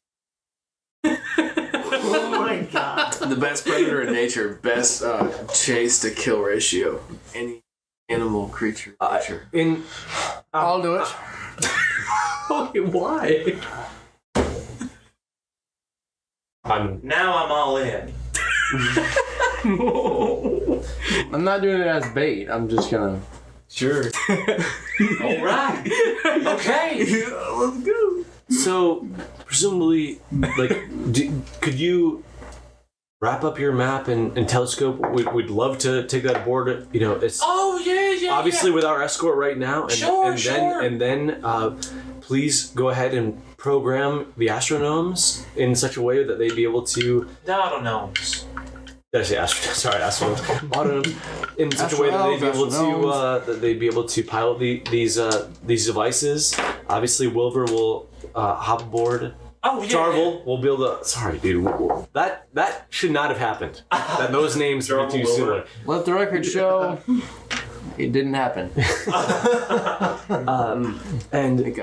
Are able to jump aboard these dragonfly ships. And then, our crew will assemble the positions aboard the Moon Dancer, and we'll proceed with. And I mean, I think I don't want to leave the possibility of us just escaping without killing the Void Scaver. Scabber. The Void Scabber. I think if we can just escape without killing it, is that really not like an issue? The only problem is there's enough of a bit of arcane security that I have deployed on my tower in hopes that, well, in case something were to happen to. If someone were to come across my master's spell book, I could let off a few glyphs and all would turn to dust. However, there are enough nearby collateral. I mean, the garden system's not far from here, and I laid down quite some heavy firepower just in case such an occurrence were to happen. My point is, should the scaver choose to feast off of some of my birds, it's gonna detonate all to high hell. You're not taking your master's spellbook with you? Oh no, I would, but I'm sorry. I used his spellbook to create the glyphs around my tower because, man, I had no intentions of leaving. So I guess just explain what you'd rather do. Should we take the birds with us? Should we just...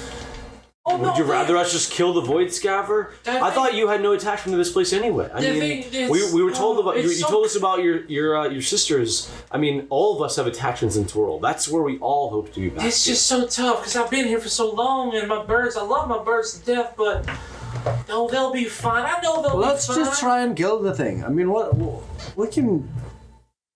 There's nothing to say that we can't do it. Okay, I'm with Jarble. However, bring the goddamn birds if you need to. Can we go? Can I bring at least a few cuttings of my plants before we do so? Yes, I mentioned that previously. Bring the saplings. Is that all right? I don't want to join in the conversation. We're all here. Yeah. I know we're all here, but like I jump in. I just have doubts about this person. Okay. Yeah, I really feel like this person might be controlling this like big. You know, we're in the end gonna have both of them. For some reason, this person just feel right. Do they want to leave? Are you speaking out in character or out of game? I mean, so like, so the alternative would be potentially getting whatever, like, the almanac or whatever it is that she has. It's like a map. So like, that's like, yeah. So, I mean, if we were to like try to ditch her or X her, like, we still would want to get that at the very least, right? So For sure. So we have to play along a little bit. I'm gonna go get in the ship. As you hop in, she kind of gives you a bit of a rundown of how to operate one of these things, like the throttle, the brakes, how to idle in wild space, and some of your abilities. One of which being the light catapult,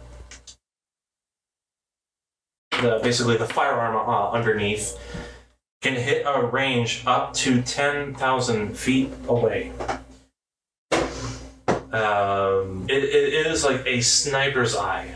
However, it is it would essentially be your attack roll is +5, and it would be 3d4 plus your dexterity modifier. It's not a whole lot of damage, but it is actually not +5. It's +10.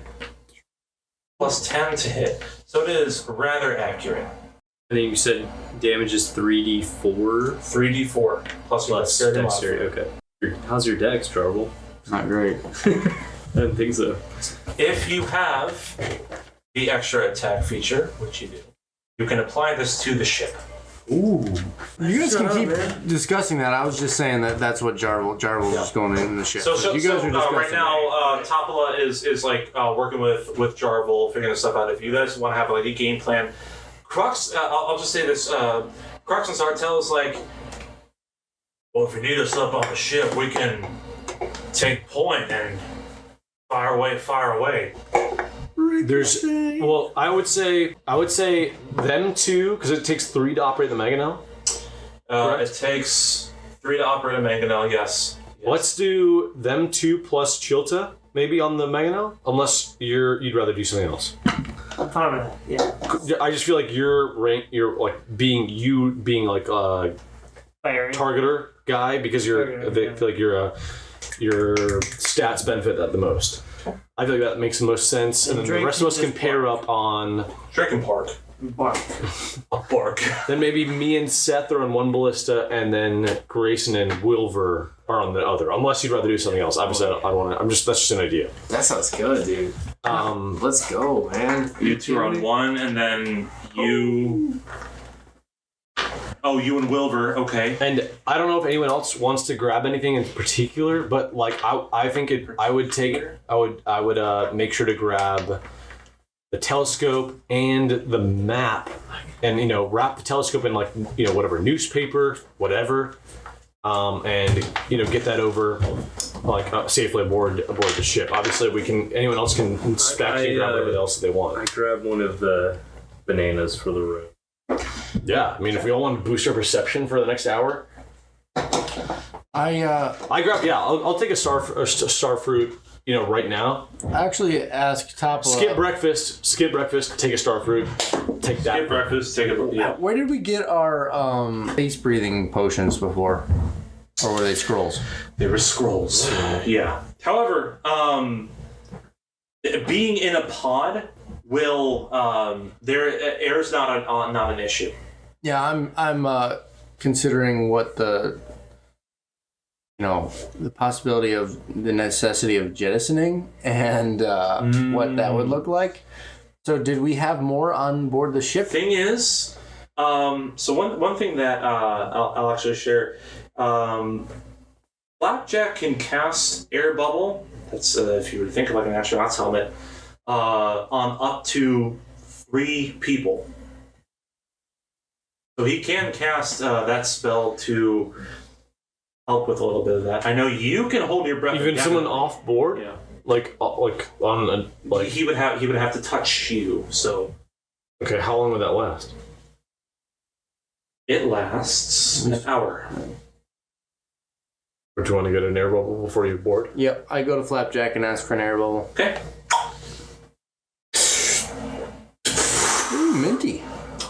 It's minty. Okay. You have an air bubble.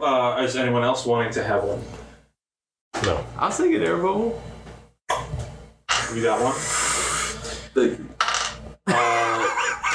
I'm consuming the star fruit.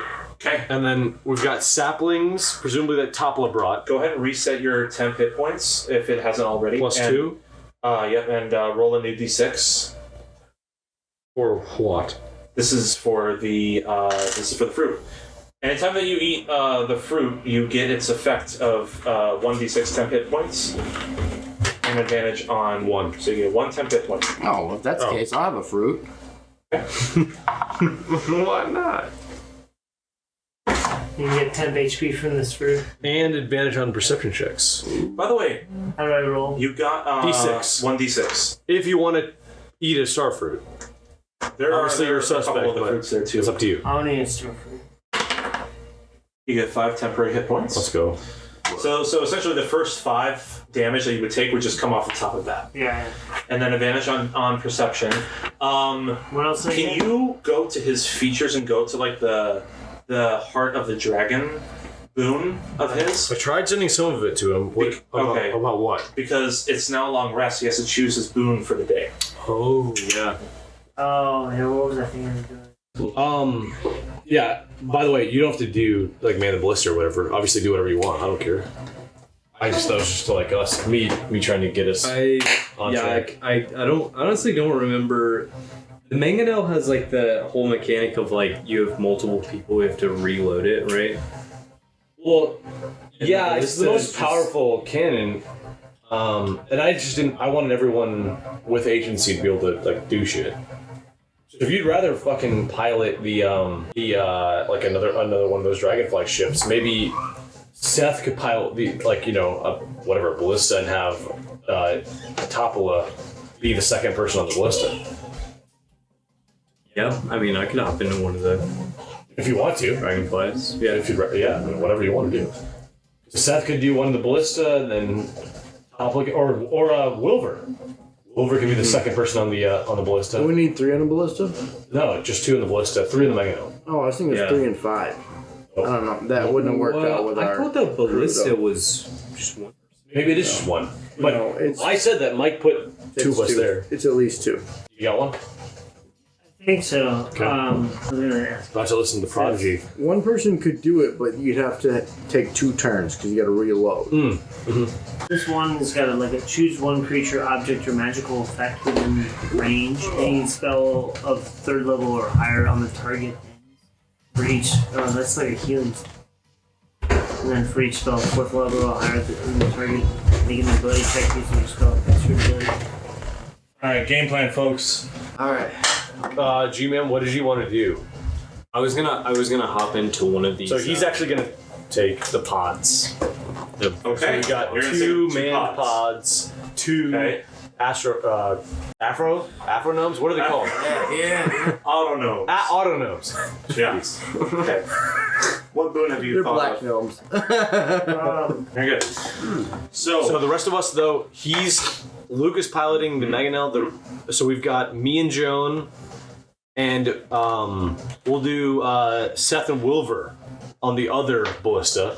So. Seth and Wilbur. Sorry. Alfonso, the humanoid human, and Wilver on the other ballista. Yep. And then You and Joan?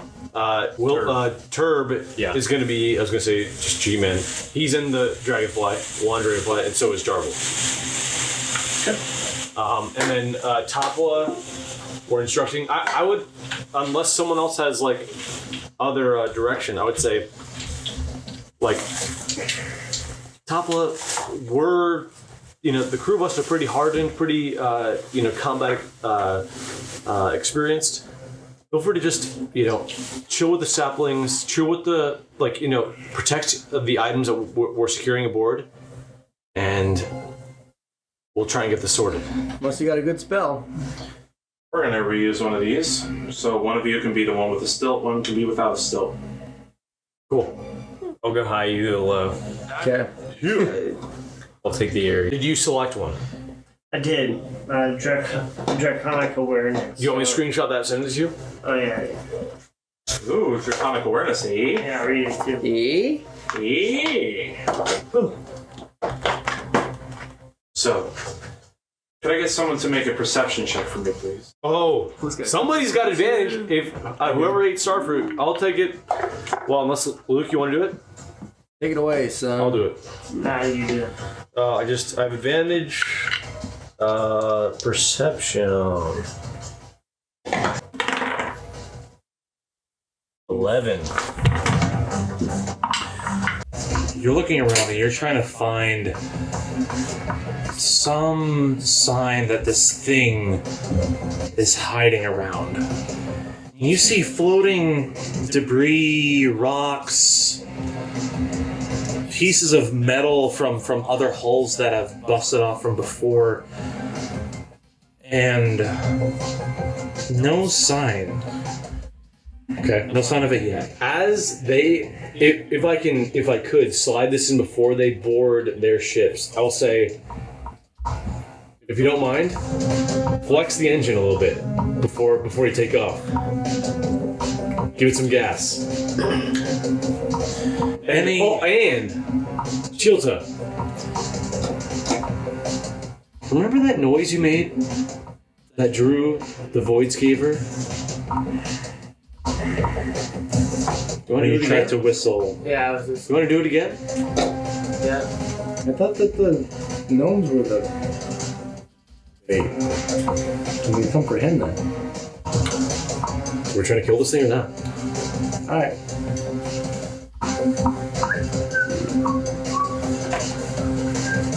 You two, what direction are you two flying off towards, would you say? You begin to rev, and you probably rev rather loudly per Apsu's request. And you see these wings begin to flap like hummingbirds. You don't even see them oscillating anymore until eventually you take off of the side. And the rest of you see like the legs as they're kind of like your idol is essentially you're moving in a figure 8 back and forth, and as it happens, like 6 of these appendages are just like drifting underneath the hull of the ship. Now, you two can communicate to each other. However,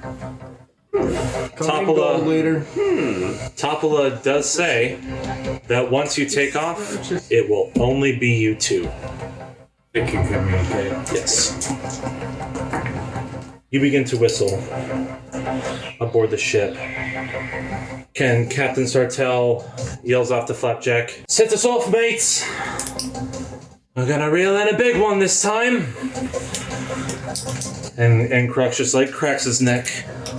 "Oh, I haven't seen one of these in quite some time. I'm ready." And it begins to like load the mangonel already preemptively. Wilver does the same, Joan does the same. Both of your ballistas are locked and loaded. The ship pulls away. And as you whistle, you see around the bend 1, then 2, and then 3 glowing red eyes.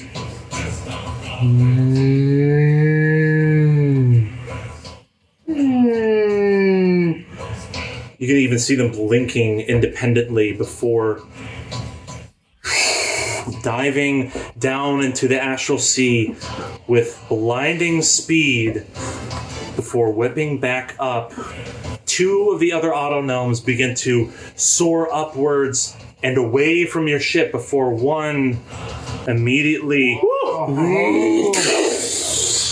clasps onto one and devours it in an absolute instant.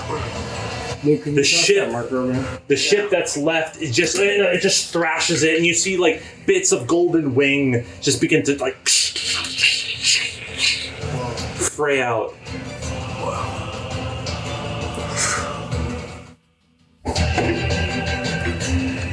I painted it myself. It's beautiful. It's awesome, dude. It's tight. So sick.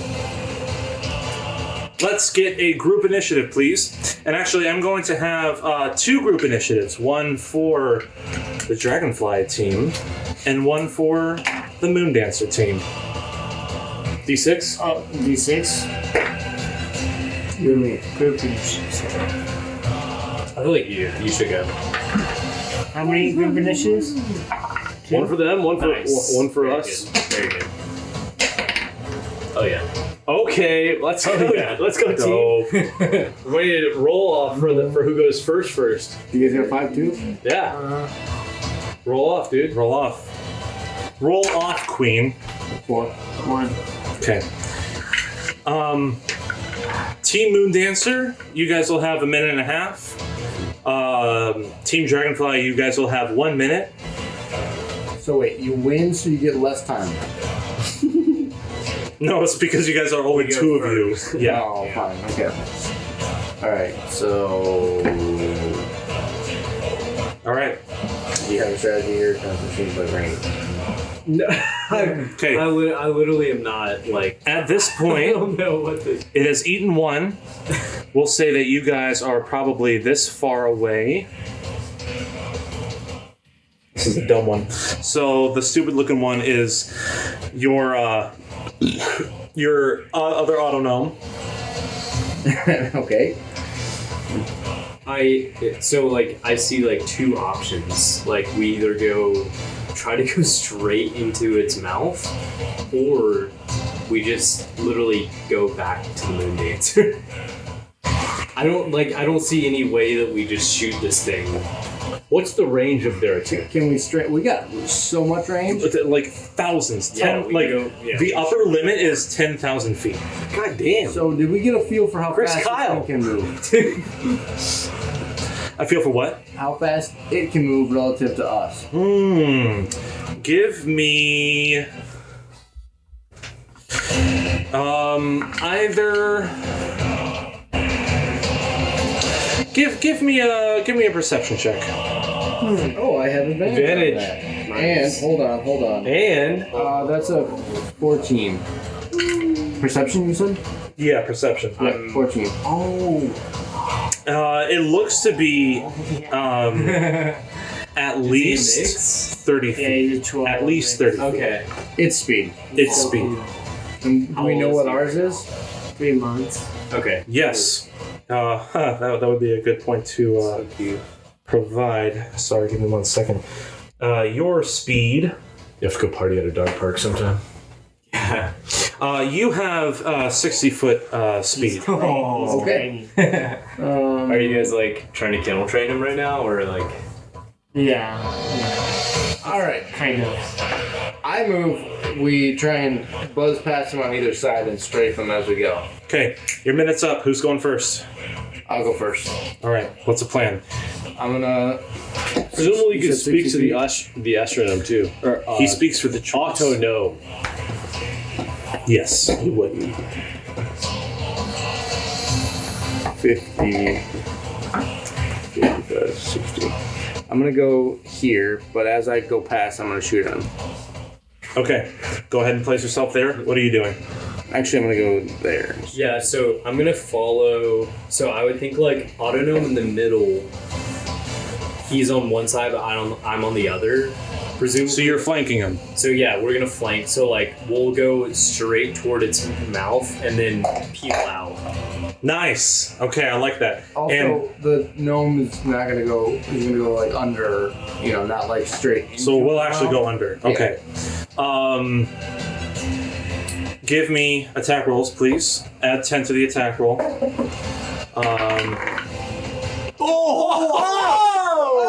Critical hit! Critical hit, dude.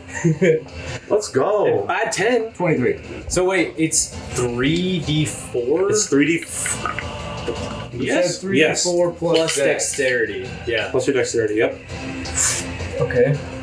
You mind if I borrow your Yep. 3d4. I got 2 for you right here. So you would 64 total. This is good. Wait, did you say 64 total? Well, he's got Because a he crit. Oh shit. It's double dice. Shit. Okay. Look, you got your D4? 8 plus.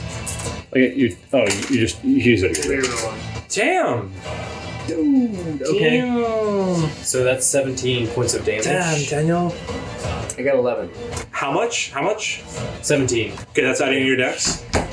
No, that actually. Sorry. So it's okay. My dexterity modifier. Yeah, each. Yeah, so you would add your dex modifier twice. No, it'd just be once, right? Because it's a crit. Not Will we hits. double it? Yes. Oh, wait. The crit, it was just double dice. It is double It would dice. only be. It would only be if he hit twice. That. You're right. But I get to hit twice. You do get to hit twice. Well, technically, no. Wait, do you have extra attack? Yes. I do. So then you also get to hit twice. So wait. 24? What the fuck? So I Plus 10? so I roll 3d4 again. Well, if you roll, if you hit, it hit. So that was your first attack. Roll another. You can 20. attack twice with this thing because you have extra attack. Just roll another 20, dude. Just another 20. Yeah, what's your dex modifier? +4. So that's a total of 21. 21. I got 11, but I got a 23 to hit. I don't know if that hits. 11. Oh, they're so close! Wow! Holy shit, you're hot 11 right now. misses. No, 23 to hit. Oh, 23 to 11 hit. damage. I'm sorry. 11 damage. Yes. Okay. So yeah. So 23 does hit? Yeah, 23 hits. Okay. And I would also add my dex modifier for my extra attack, right? 23 hits. Not to hit because the hit modifier is +10, but you would Not add to your hit, damage. but for damage. Yes. Okay. Yes. And your damage was 11. 11. Okay. Oh, max damage. 4. So 12. Well, Or- 14. All right. Okay, what'd you get? So it was a total of 30 points of damage. Jeez. So 9 more. Yeah. What a round. As everyone else, you see them just like immediately taking a 3-point man directly against this creature, then strafing off with the autonome going underneath. He's going to try and avoid getting bitten. Can the gnome shoot or not? Well, you command. What are you commanding it to do? Are you having it? Are you trying to have it like dodge? Because it can use majority of its maneuver to put towards dodging, or part of its maneuver towards dodging and part of its maneuver towards attacking. It would essentially make it better at evasive maneuvers. I guess let it be evasive, huh? Yeah. All right. It is the bait after all. Yeah. Yeah. It nicks the top of the hull just right before it actually dips underneath.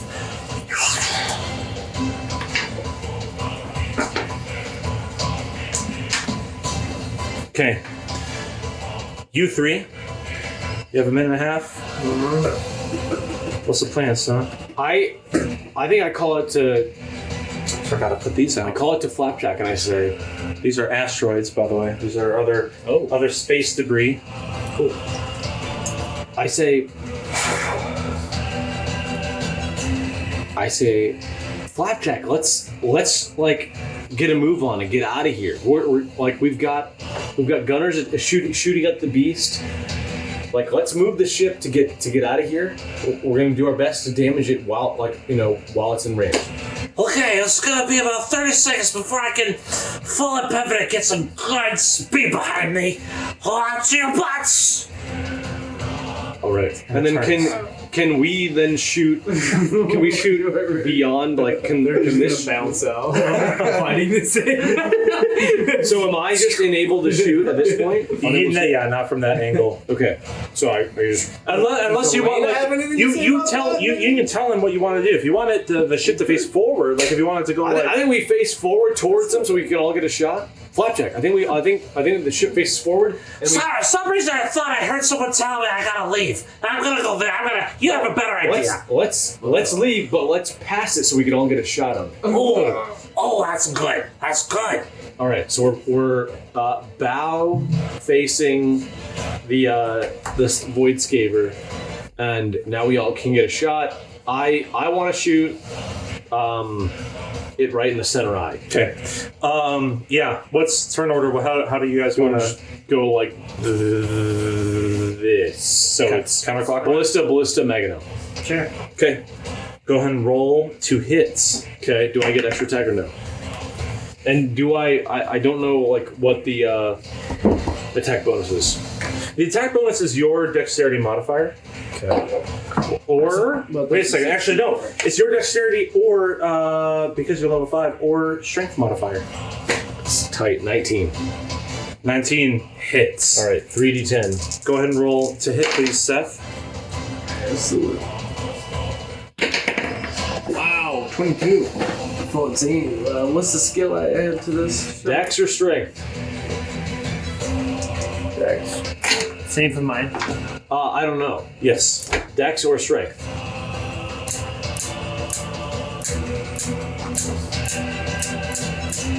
It's going to be on the main page, your skills. Actually, not even skills, it's abilities, saves, and senses. That one. Yeah, strength or dexterity. Yep. +1 for strength, 0 for dexterity. So what did you get? 15. 15. 15 just hits. What'd you get? I haven't rolled yet. Okay. For Megano. 15 plus dex or strength. Yep. For saving throw, or just modifier. Just modifier. Okay, cool. So 19. Yep. We're all hot now. Okay, so 22 for you. Yes. Okay. No, just 19 for me. Damage. Oh, sorry. You said 22 for me, right? 22, yeah. Huh? That's 22. 10, 22. No, that's a 1. That's That's a 1. Yes. Oh. Correct. So You're right. 13. 13 damage. And you probably have 2 d10s. You can use those 3 because you're going to roll 5 if you hit. 5 d10s, Yep. and I did hit. And you're going to roll 3 d10. Yep. Alright.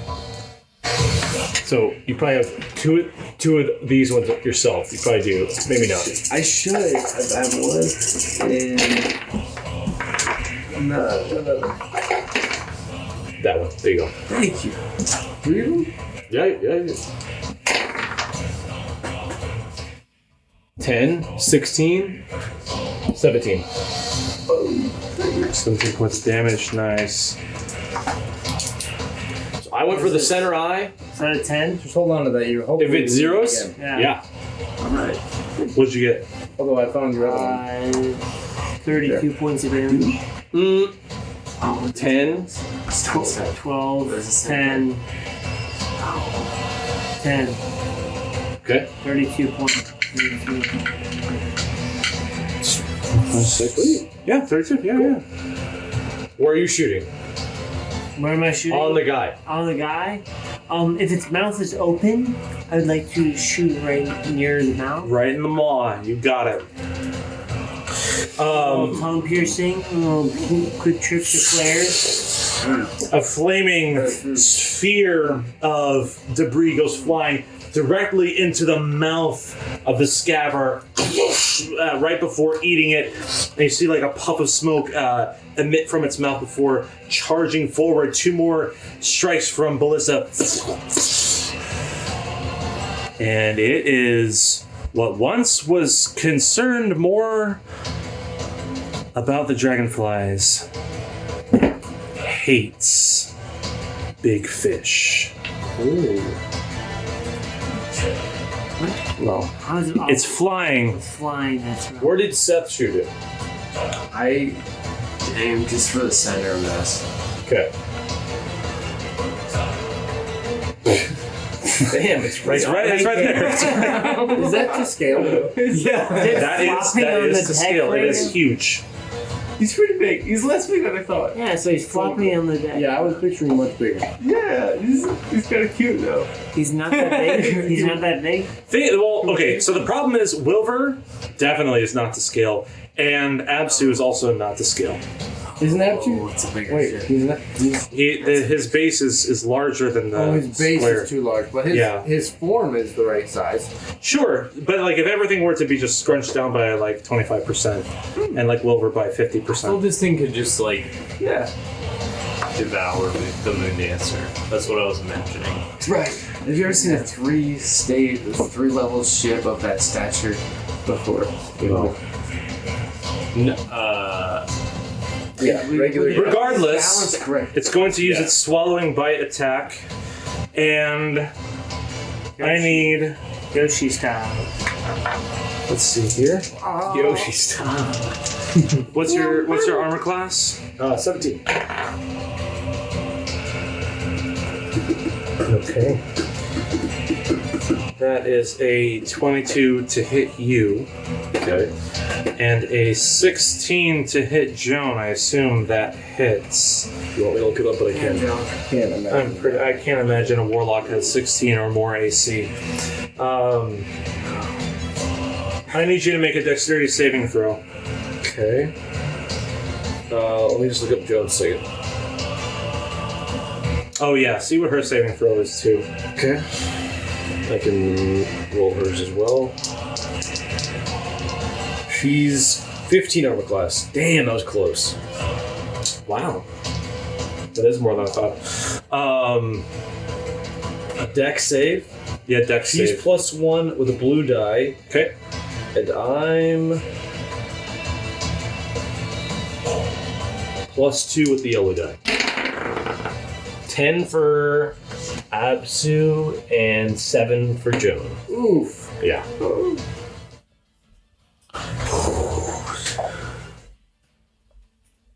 You turn your ballista over towards the maw of this fish that is now fully encapsulating your whole field of view. And you see nothing but starlight and void directly in front of you before clasped down and swallowed whole. Am I dead? You're not dead. You're not dead. How much HP am I lacking? Still holding Zach. It says 60, 12.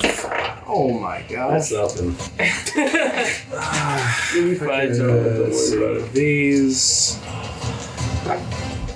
These. What are these? 1, 2, 3, 4, 5. Thank you. That's applied to each of us? Okay. Separate rolls or the same roll? Separate roll.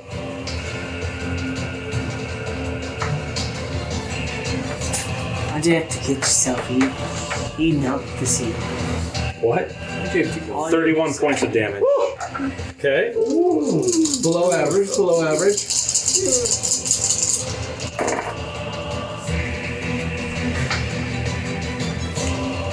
And I can look up Joan's total HP right now. 35 points of damage for Joan. Marker. Also below average. Jones. Joan has 45 HP. Just au naturel. That's solid. You said 31 for Joan? 35. 35, okay. So Joan's down to 10. Joan is, how you say, bloodied. So is Absu. Just gonna have him up here.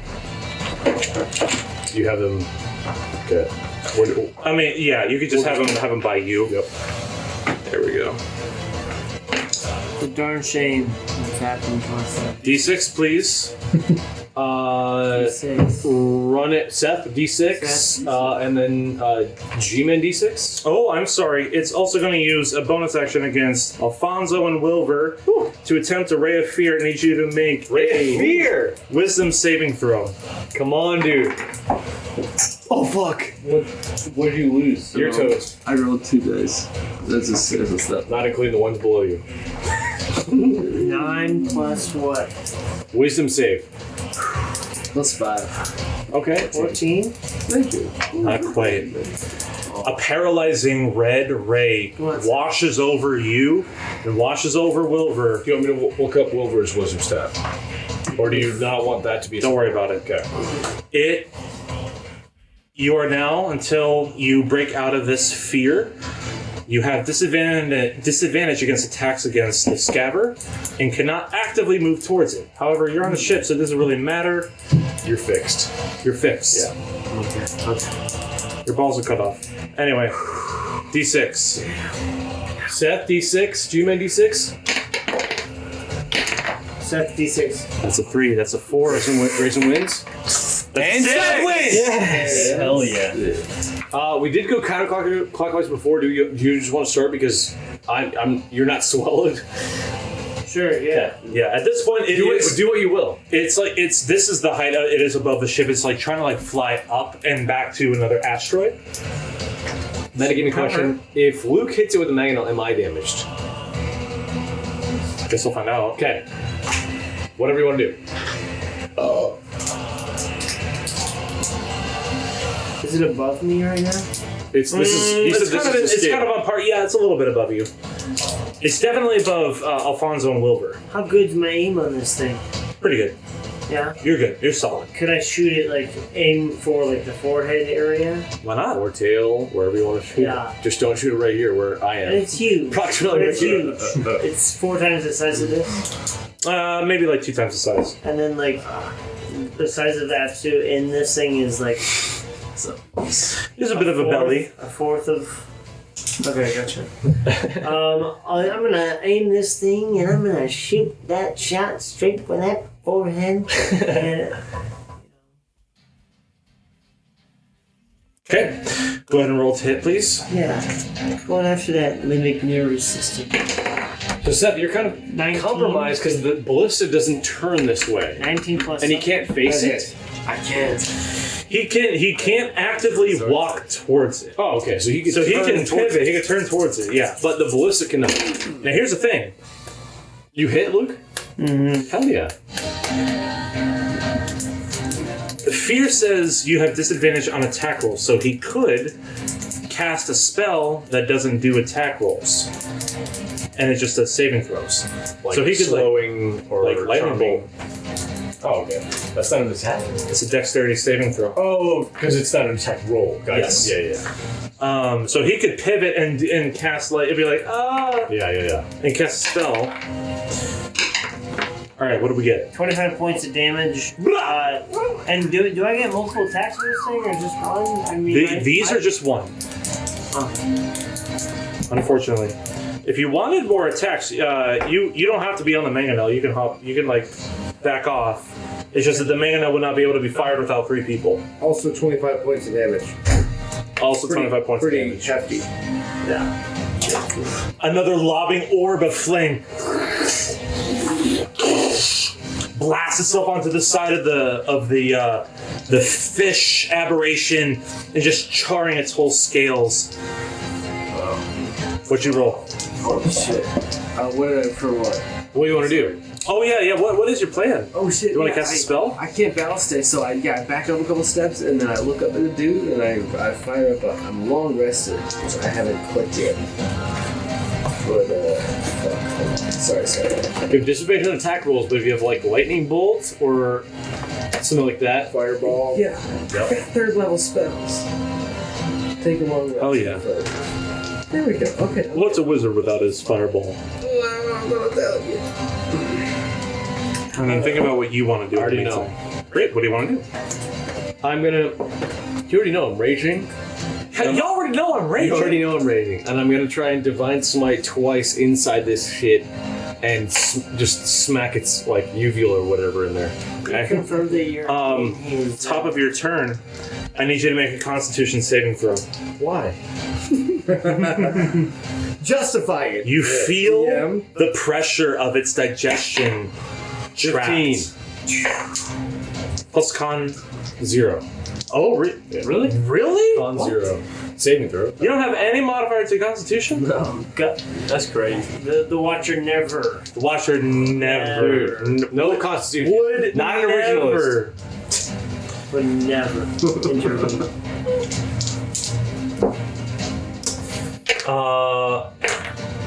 Okay. And you begin to take a little bit of acid damage. Okay. You take 5 points of acid damage. God damn it! We're getting close, dude. And Wilbur's going to do the same. Roll a con save for him. I believe he has probably +1. Wilbur or Joan?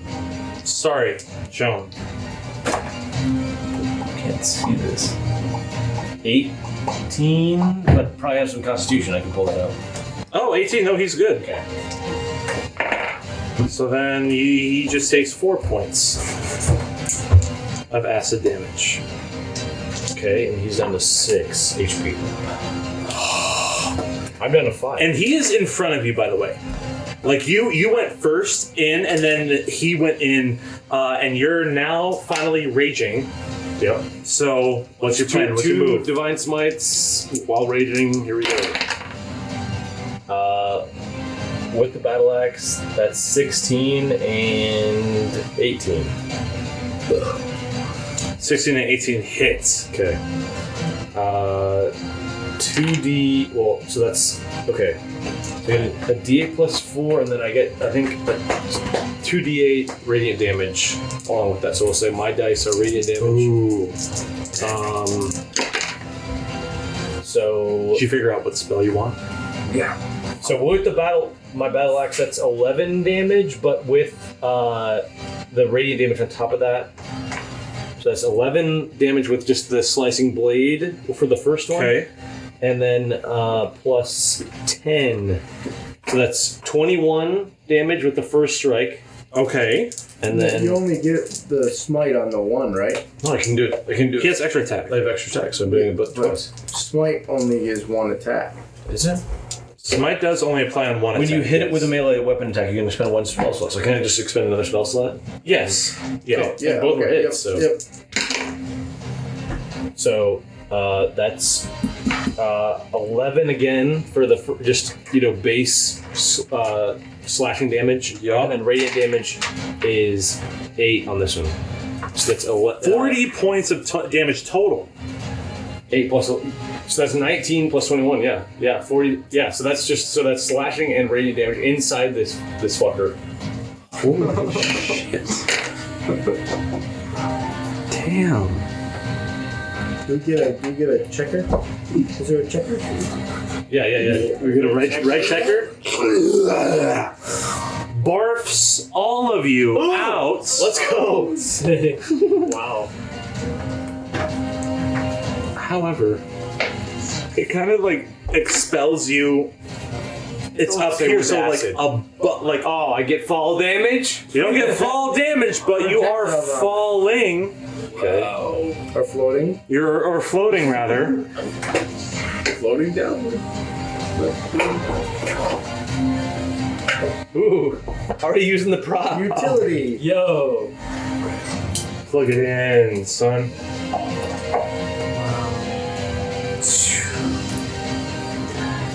Wait, what spell are you casting? Like flown. Yeah, you're being expelled. Wow, damn. Yeah, going far port, like hard port. Hard port. Hard port. Okay, you're tweaking. Okay, you're tweaking. You'd be tweaking. That's a callback, folks. Callback. Okay, I can do This is what we call a callback in the biz. That's What's why up? Luke's here, man. What are we doing? That's my middle name. I can do fireball level 3. Okay. Yeah. 8d6 if that's wanted. Yeah, man. If that's I don't think. Is that warranted? No, wanted. Or wanted. No, but is it There's warranted? 3 for you right there. Wanted's better. 4, Alright. 5, Yes. Okay. 6 right there. Roll the hit. Consider this in No, he 3D. Consider this circle in 3D space. Where's the point of origin? There's a point of Oh, in 3D space. Shit. Yeah, What's it's- this? What's this guy? That's the battle Steel Defender. Thank you. Nice work. 3D space, so you can think about it vertically too. Alright. Do we still have Deegan? Deegan is. Let's put Deegan to work. Yeah, let's Deegan in here. get Deegan in here. Get out here, Deegan. Jamie, Get get your ass out here. Jamie, get You don't go get your big ass out here, Deegan. Okay.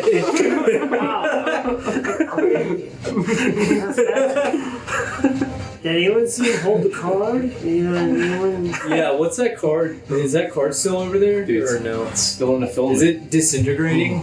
Card? Wait, what card? You know the card. I brought it up earlier. Don't make me tap the sign.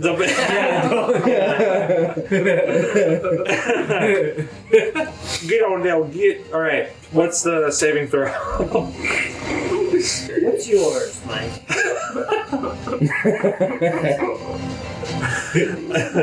No, that's a question for you. Yeah, it's. We're all having What fun. is Are we the saving? No, you don't. No. What's the saving? It's gonna say it on there. On what? On lightning bolt or fireball. Firebolt. Right. Is it firebolt or fireball? Dex 15. Dex 15.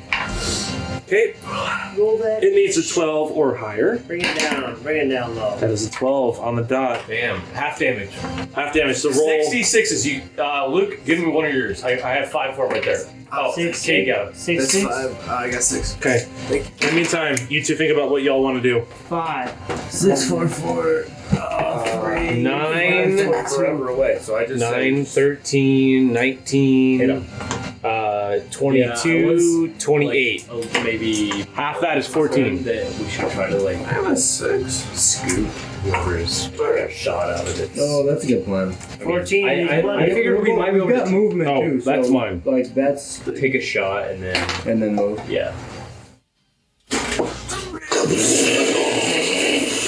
It is able to maneuver itself out of the way, and you catch like the back half of its fin as it flies or attempts to fly itself out of range, but you do singe it for a good amount of damage. You said 14 was a half? Yeah. Is it Okay. just now bloodied?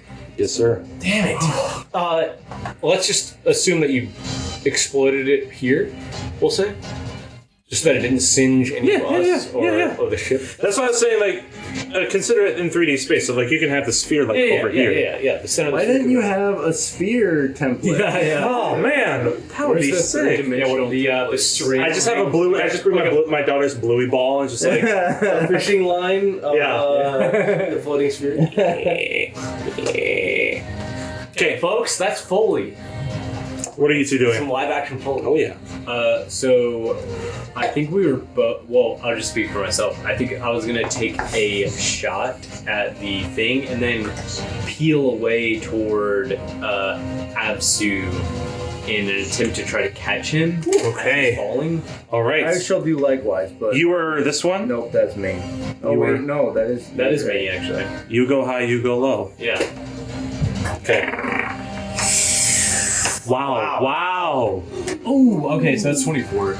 Yeah, that hits. Okay, cool. Yeah, that hits. It's easy with +10. Okay. Okay, so it's what's my dexterity? Again.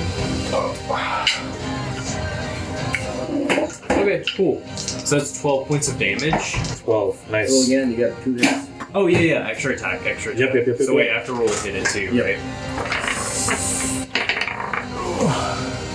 Oh, that's a miss. 13. First miss. It's a miss. Unfortunately. I have 2 19s. Let's go. How many? Well, it was how much damage? How much damage did I say? I think I saw a 3, a 2. 2, 3, and a 2. Sorry. That might have been accurate. Good So recall. 8. Good So recall, 8. Chilton. 12. That's my dexterity, yeah. 12. So Recall. 19 callback. from me. None of them. Recall callback. Damage total? 19. 19.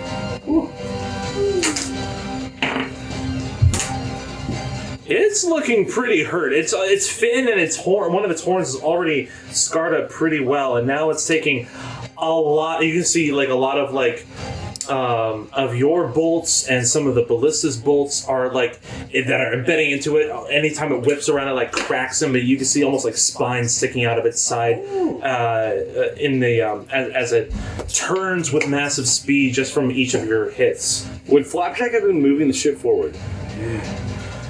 More than likely, if the last thing you told him was like face him and then get out of here, yeah, then yes. So Grayson and I, or Turb and I, are movement is scooping 60. You said. Scooping. We're doing our scoop maneuver. Does Astro The gnomes. Auto gnome. The Afro Is that gnome. it? I feel like I had a lot more last time. So that was 60? Okay. Well, I mean, yeah, you can get to Absu, but Oh, I meant Grayson, but.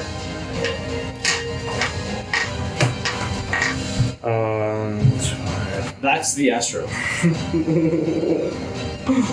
That's the Astro gnome. yes. Okay. Okay. Joan is free falling, and at this rate, it's going to make an attempt. Ooh.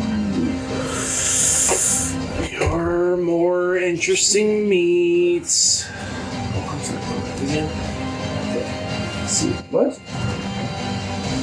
You're going fast.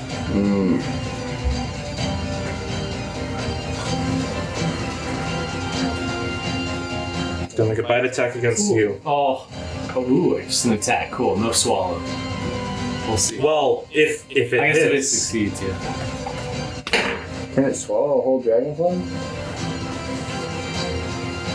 that is a 20 to hit. Do we have hit points for I need you to make a dexterity saving throw. Okay. Come on, dude. Come on. This is the role of the game right here. It all comes down to this.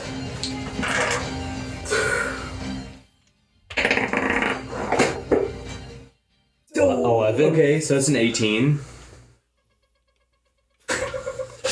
Your ship's just broken in a million pieces. We got the air bubble. 18 succeeds. Wow! As it goes to bite you, you feel that like it caught onto part, and it's trying to do the thing where it yanks back to try to like finish the bite. But as you anticipate its pull, you force that throttle immediately and push forward without being ultimately bitten. Really? So he doesn't even get any damage? Even with a 20? So the hit, he gets the damage. That crunch is the damage. Just a matter of can he avoid getting swallowed. Okay. So does he take any damage personally? Or is He just a ship? sure does. Like you made it sound like a good thing, and you picked up all these dice. What's the ship HP? Do we know? We don't. 2. Front, All right. First off, the bulwark for your ships is 10 hit points. The hull points is 66, so a total of 76 altogether for your ship. Yeah, okay. But anything that translates to the ship translates to you for single pods. Oh. Wait. What? Well, that's interesting. So, any damage that the ship, for these ships, any damage that it takes, you take. But the ship is not ultimately destroyed until all 76 of its hit points is gone. So you can get KO'd before the ship. However, the first 10, because that's the bulwark, the first 10 it protects both the ship and you. So that's like its temporary hit point. That's its shield. Okay.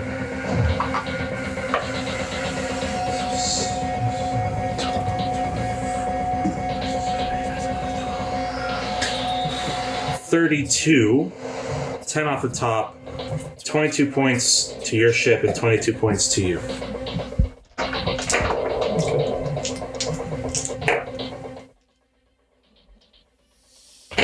Okay. Who's rolling d6? It's And it's me looking for my team. bad. By the way, forgot to mention, Topple is here too. She is Cast poop magic on it. poop magic. Poop magic. Seagulls go. Seagulls go! There's Doritos on that big fish.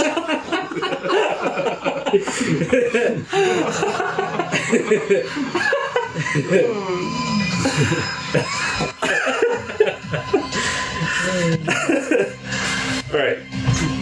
That's a 6 for me, dog. That's a 3. 5. Let's go. Damn. All right, team. We started with you the last time. I mean, Let's do that again. We can rip She is on the ship and she's gonna go after whoever goes first. That's awesome.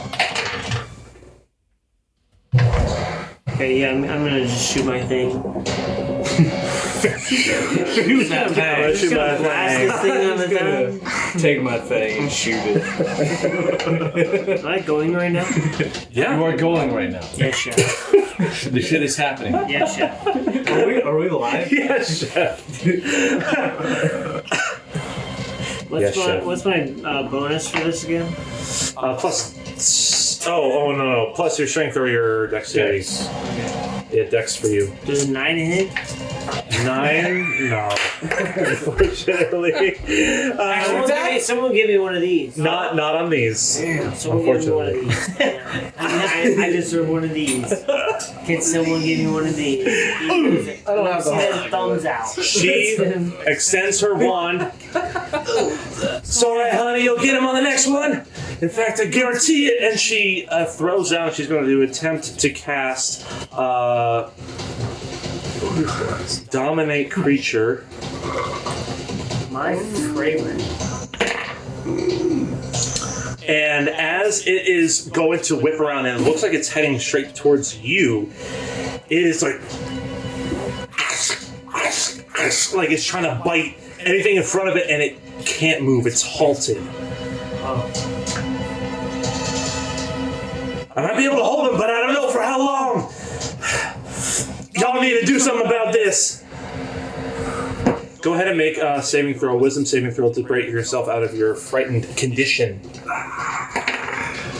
You're not frightened anymore. All right. Apsu, Alfonso. Cool. What's the plan?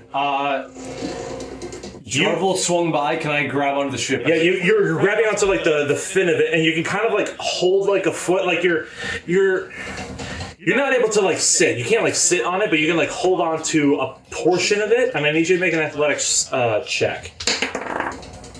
Oh, that's gonna hit, dude. And your rage is still up. Yeah, 23. Yeah, you hold on. So, but I think the rage doesn't matter because I'm that far away. But I'm gonna take out my. Well, the rage would have applied to your athletics check because it's a strength skill check. Okay, I don't know if that's factored in, so that would have been. It wouldn't add to your modifier. It just add whatever your rage bonus. If it's like +2, +3, you would just add that. Sorry, so 25. Yep. All right, and then I'm gonna take out my pepper box. So while I'm like straddling the dragonfly. Sweet. Bang bang. No, those hit. You got a total of 18 and 17. Yeah, both of them hit.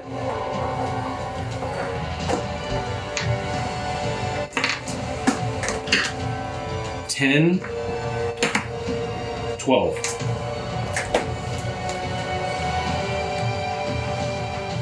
So 22. He's looking pretty bad. Alfonso. Not afraid. Another fireball! Not afraid to take a stand. Where are we moving this? Take my hand right over here, right? Another fireball? Wait, Hold on. That's where you're having it, right?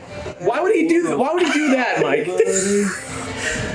You want to have it like over everybody, right? Yeah, you want to destroy Grayson and the Afro. No. I told you about the TPK. I wanted it, right? Yo, who's that? Oto, no.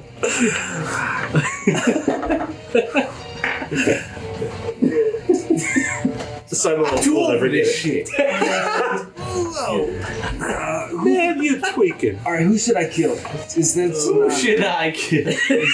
That's right where you want it. That's where you want it. Beautiful. Don't even move it. Beautiful. Alright, it needs a 12 or higher. And this time it's gonna fail, right, Mike? Right. Yeah. And it did. Right, it did. It actually did. Dude, full damage. Full damage. Give this guy some Let's go, Alfonso. D6s. What do you? He needs 8s. 8d6s. Yes, sir. Oh, sure. There's I 6. googled Afro Gnome. What even is that? It looks like a Pokemon. VeggieTale plus a Pokemon. Yeah. 22, 26. How about this one? Is that better for you? Yeah, that makes sense. 5, That's a great roll. Yeah, what if you're Damn. like put that in a dolly? 5, 6, 4, 6. Yeah. And then 2 more. Wait, 3, 2, 5. 5.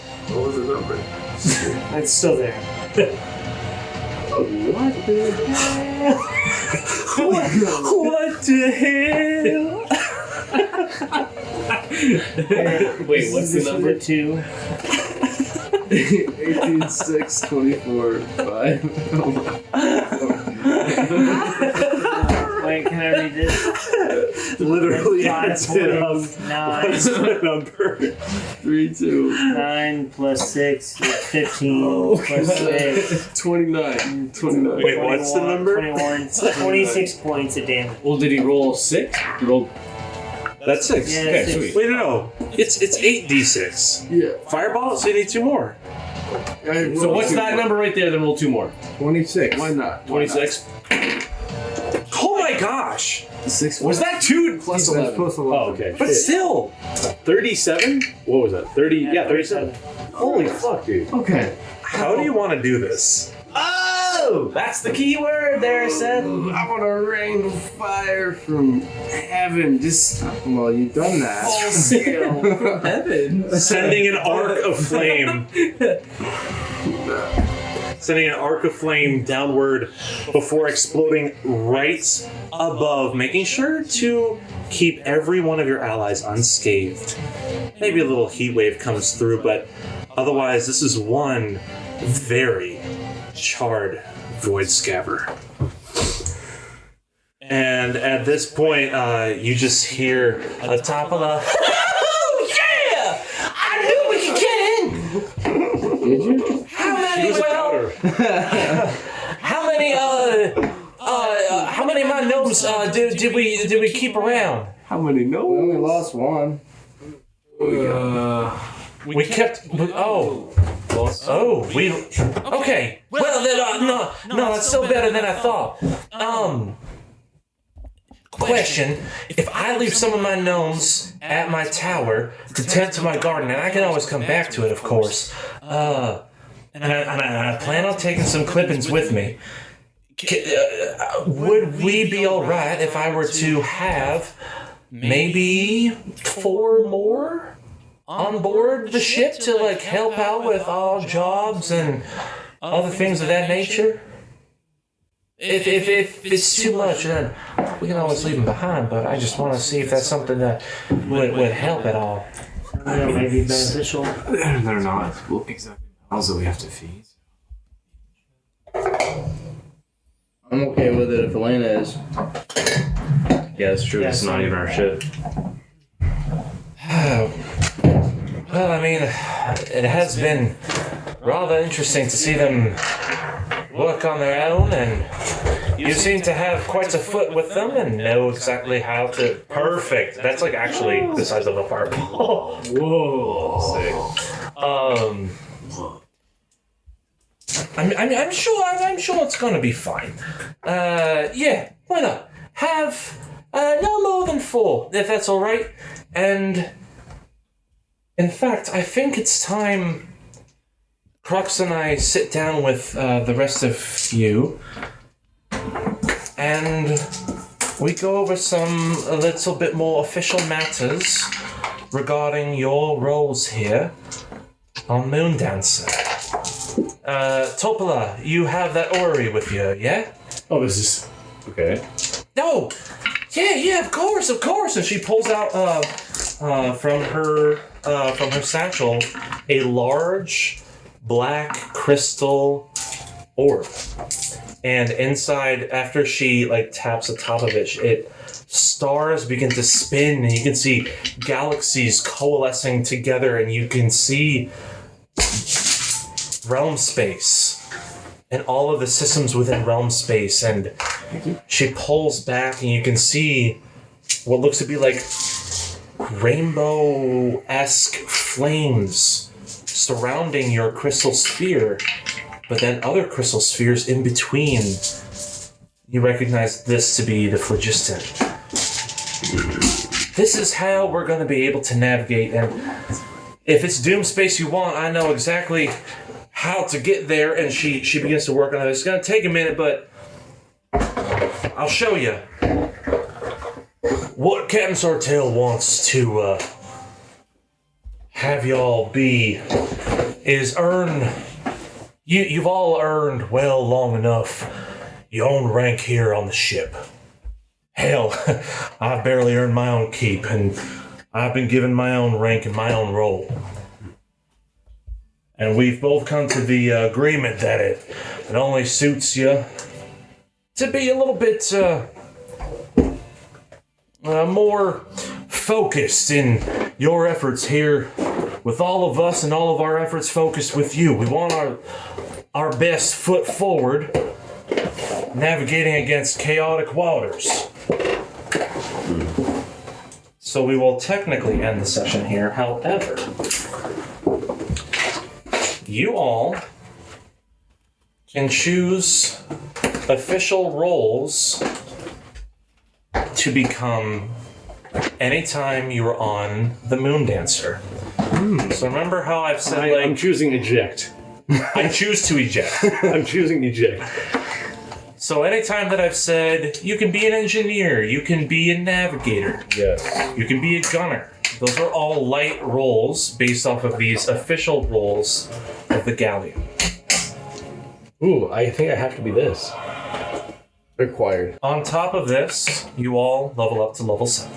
Oh, let's go! You kidding me? Oh, baby. Yeah, baby. We So there are certain abilities that will, majority of them, I believe, if you flip it over, will show like higher levels. Once you hit like a certain level, you'll be able to do like the master. Prerequisite level 9 for expert gunner. Yes. So far, all of you have met the prerequisites of everything but the expert ability. But that's only 2 levels away. Sweet. I want to take a more in-depth look as we go on. I am pooped. Thanks for having us. Sorry it took us so long to get here. No, it was a cool time. Dude, that was legit. I'm so glad you came out. Food of the night. Yes, please. I'm very eager to listen to this for sure.